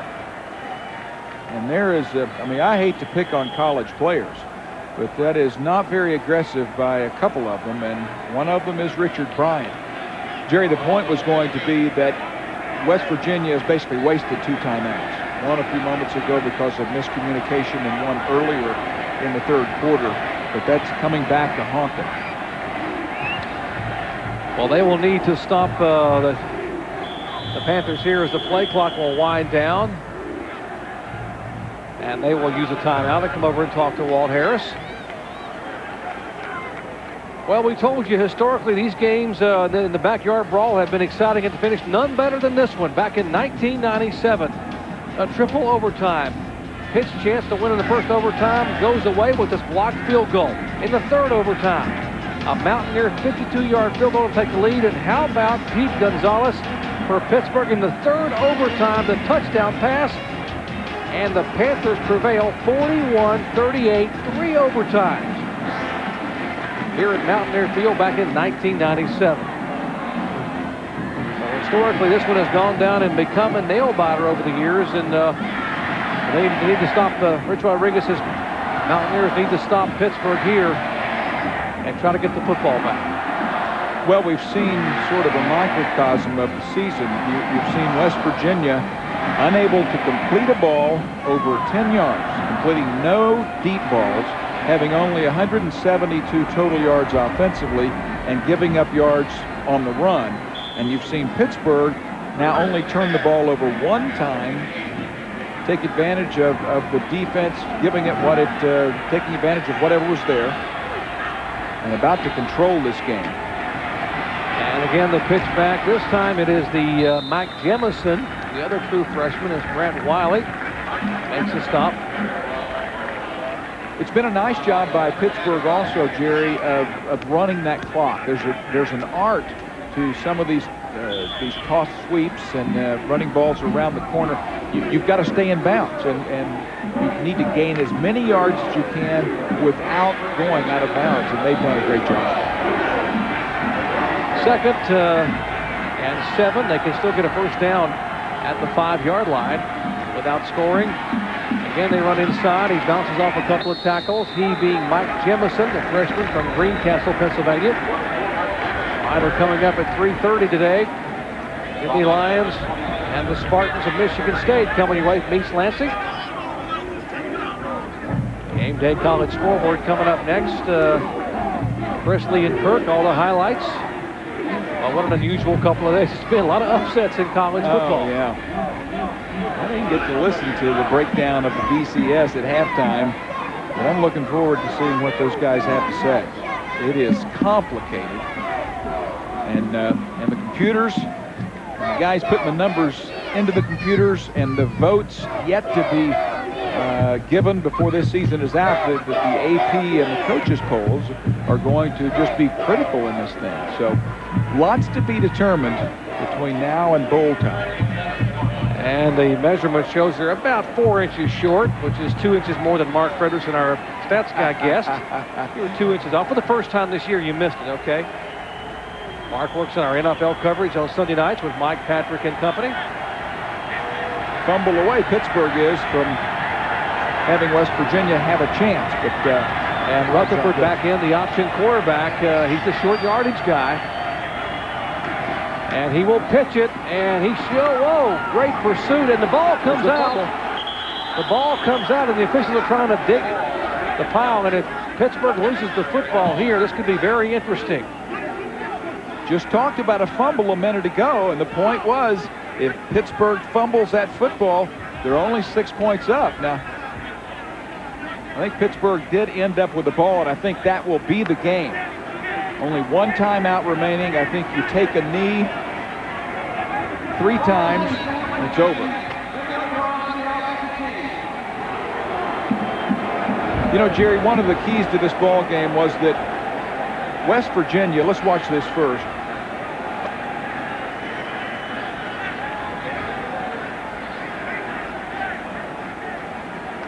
I couldn't tell completely. I think that I think it was a good call, Aronde Cox on the play. I think they can take a knee. Final minute and 24 seconds to go in this one. Hard-fought football game between two arch rivals. And they will throw it in the end zone. What in the world? And that one almost picked off. What in the world is that? All you have to do is take a knee. They're only 6 points up. This makes no sense whatsoever. And if Richard Bryant catches that one, we got a different football game. He could catch that and go the distance. Now the clock stops. I mean, there's no explaining that. I wonder if that's what Walt Harris is talking about with his quarterback, David Priestley. Now, perhaps there was a check on it, and maybe it was, and it would have been the quarterback's fault. But that is the worst call I've ever seen. I think Harris may have been as surprised as we were on that one as they try to give the ball inside. And that is Marcus Furman.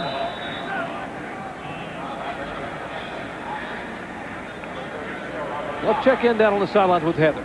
Guys, definitely a miscommunication of sorts from the Pittsburgh bench out onto the field. The entire coaching staff was telling the offense to take a knee. Somehow that didn't translate out onto the field. Well, you know, Heather, they didn't take a knee on this last play, though. You know, if they told them to take a knee on the one that was thrown, I would think they would want them to take a knee on this next one. Although, Jerry, I guess they can't run the clock out with knee downs now after the terrible decision to throw the ball. So they maybe had to go to try to get a touchdown, and yet they have a field goal opportunity here. But this game ought to be over right now, and apparently it was the quarterback making the check at the line of scrimmage. Wow. There's a look at the fifth-year senior, David Priestley. And if they can hold on these final minute and 4 seconds, they will head home to Heinz Field and play the University of Alabama Birmingham on December 1st. That is the makeup game from September 15th. That's a game that was transferred from the middle of September.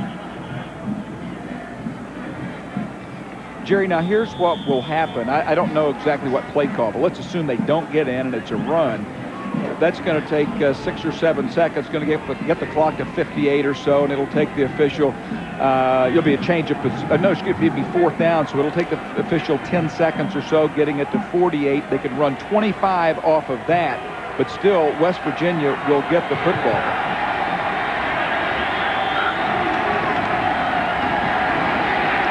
Okay, they're stopped at 101. Let's see when they get the thing set. Walt Harris saying roll the clock, roll it, and it's still clicking away. Rich Rodriguez. Walt better send his field goal team out, huh?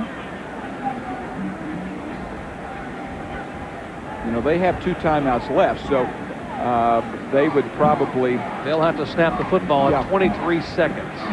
They'll take their last timeout there, or take the 5-yard penalty because it doesn't matter with the field goal. But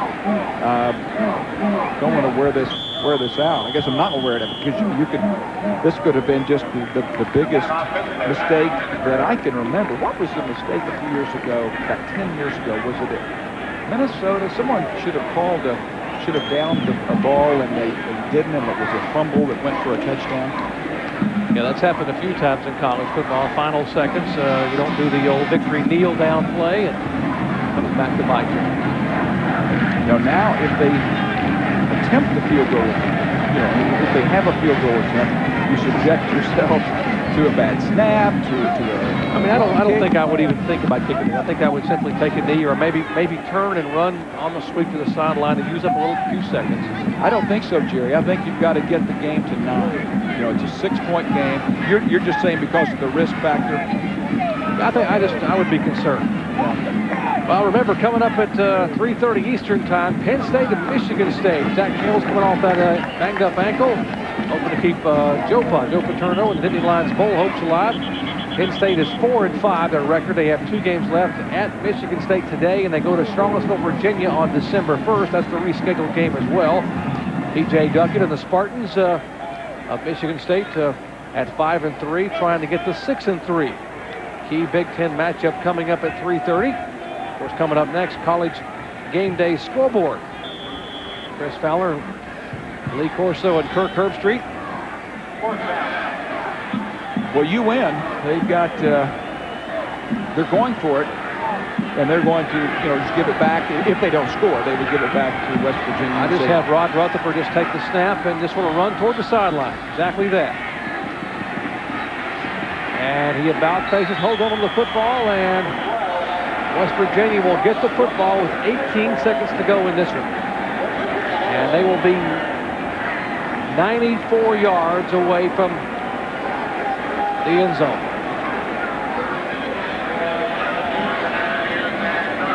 Ordinarily, I would say that this seems somewhat impossible, but I have read about this rivalry for a long time, and I've heard about what happens in the final minutes of these football games. Yeah. So I'm not going to concede anything right now. Let me put it this way, Jerry. If this team in blue scores here, it would be easy now. What you're going to say? No, if they would do that, it would be one of the biggest miracles in the history of the game, because they've not completed a pass over 9 yards, 10 yards all day. There's always the next play. I understand. There's a chance it could happen. There aren't too many next plays. 13 seconds. Marshall unloads it upfield and out of bounds. Well, you start with keeping it in bounds. Yeah, that took 6 seconds and got no yards. West Virginia's going to be a better club. They're going to get better players. They're going to be coached well. They're going to be able to throw it beyond 10 yards. They're going to get better defensively. This is Rich Rodriguez stepped into a situation where he has a totally different system than Don Nehlen has. Neither is particularly, there's nothing wrong with the systems. They're just totally different. 12 seconds to go in this one, the 94th edition of the Backyard Brawl, and pass completed upfield. Incomplete. Or actually incomplete, I should say, juggling the ball. Antonio Brown, the intended receiver. And coming up, probably what would be the final play of this game. Rich Rodriguez completing his first year at the helm of the Mountaineers. Hoping to build his spread offense attack.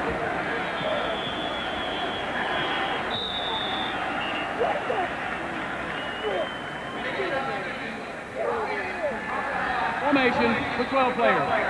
Well, Jerry, your story even gets bigger. Your miracle gets 2.5 yards. All right. More a miracle. Well, it's easier if you got 12 players on the field, too. That helps a little bit, as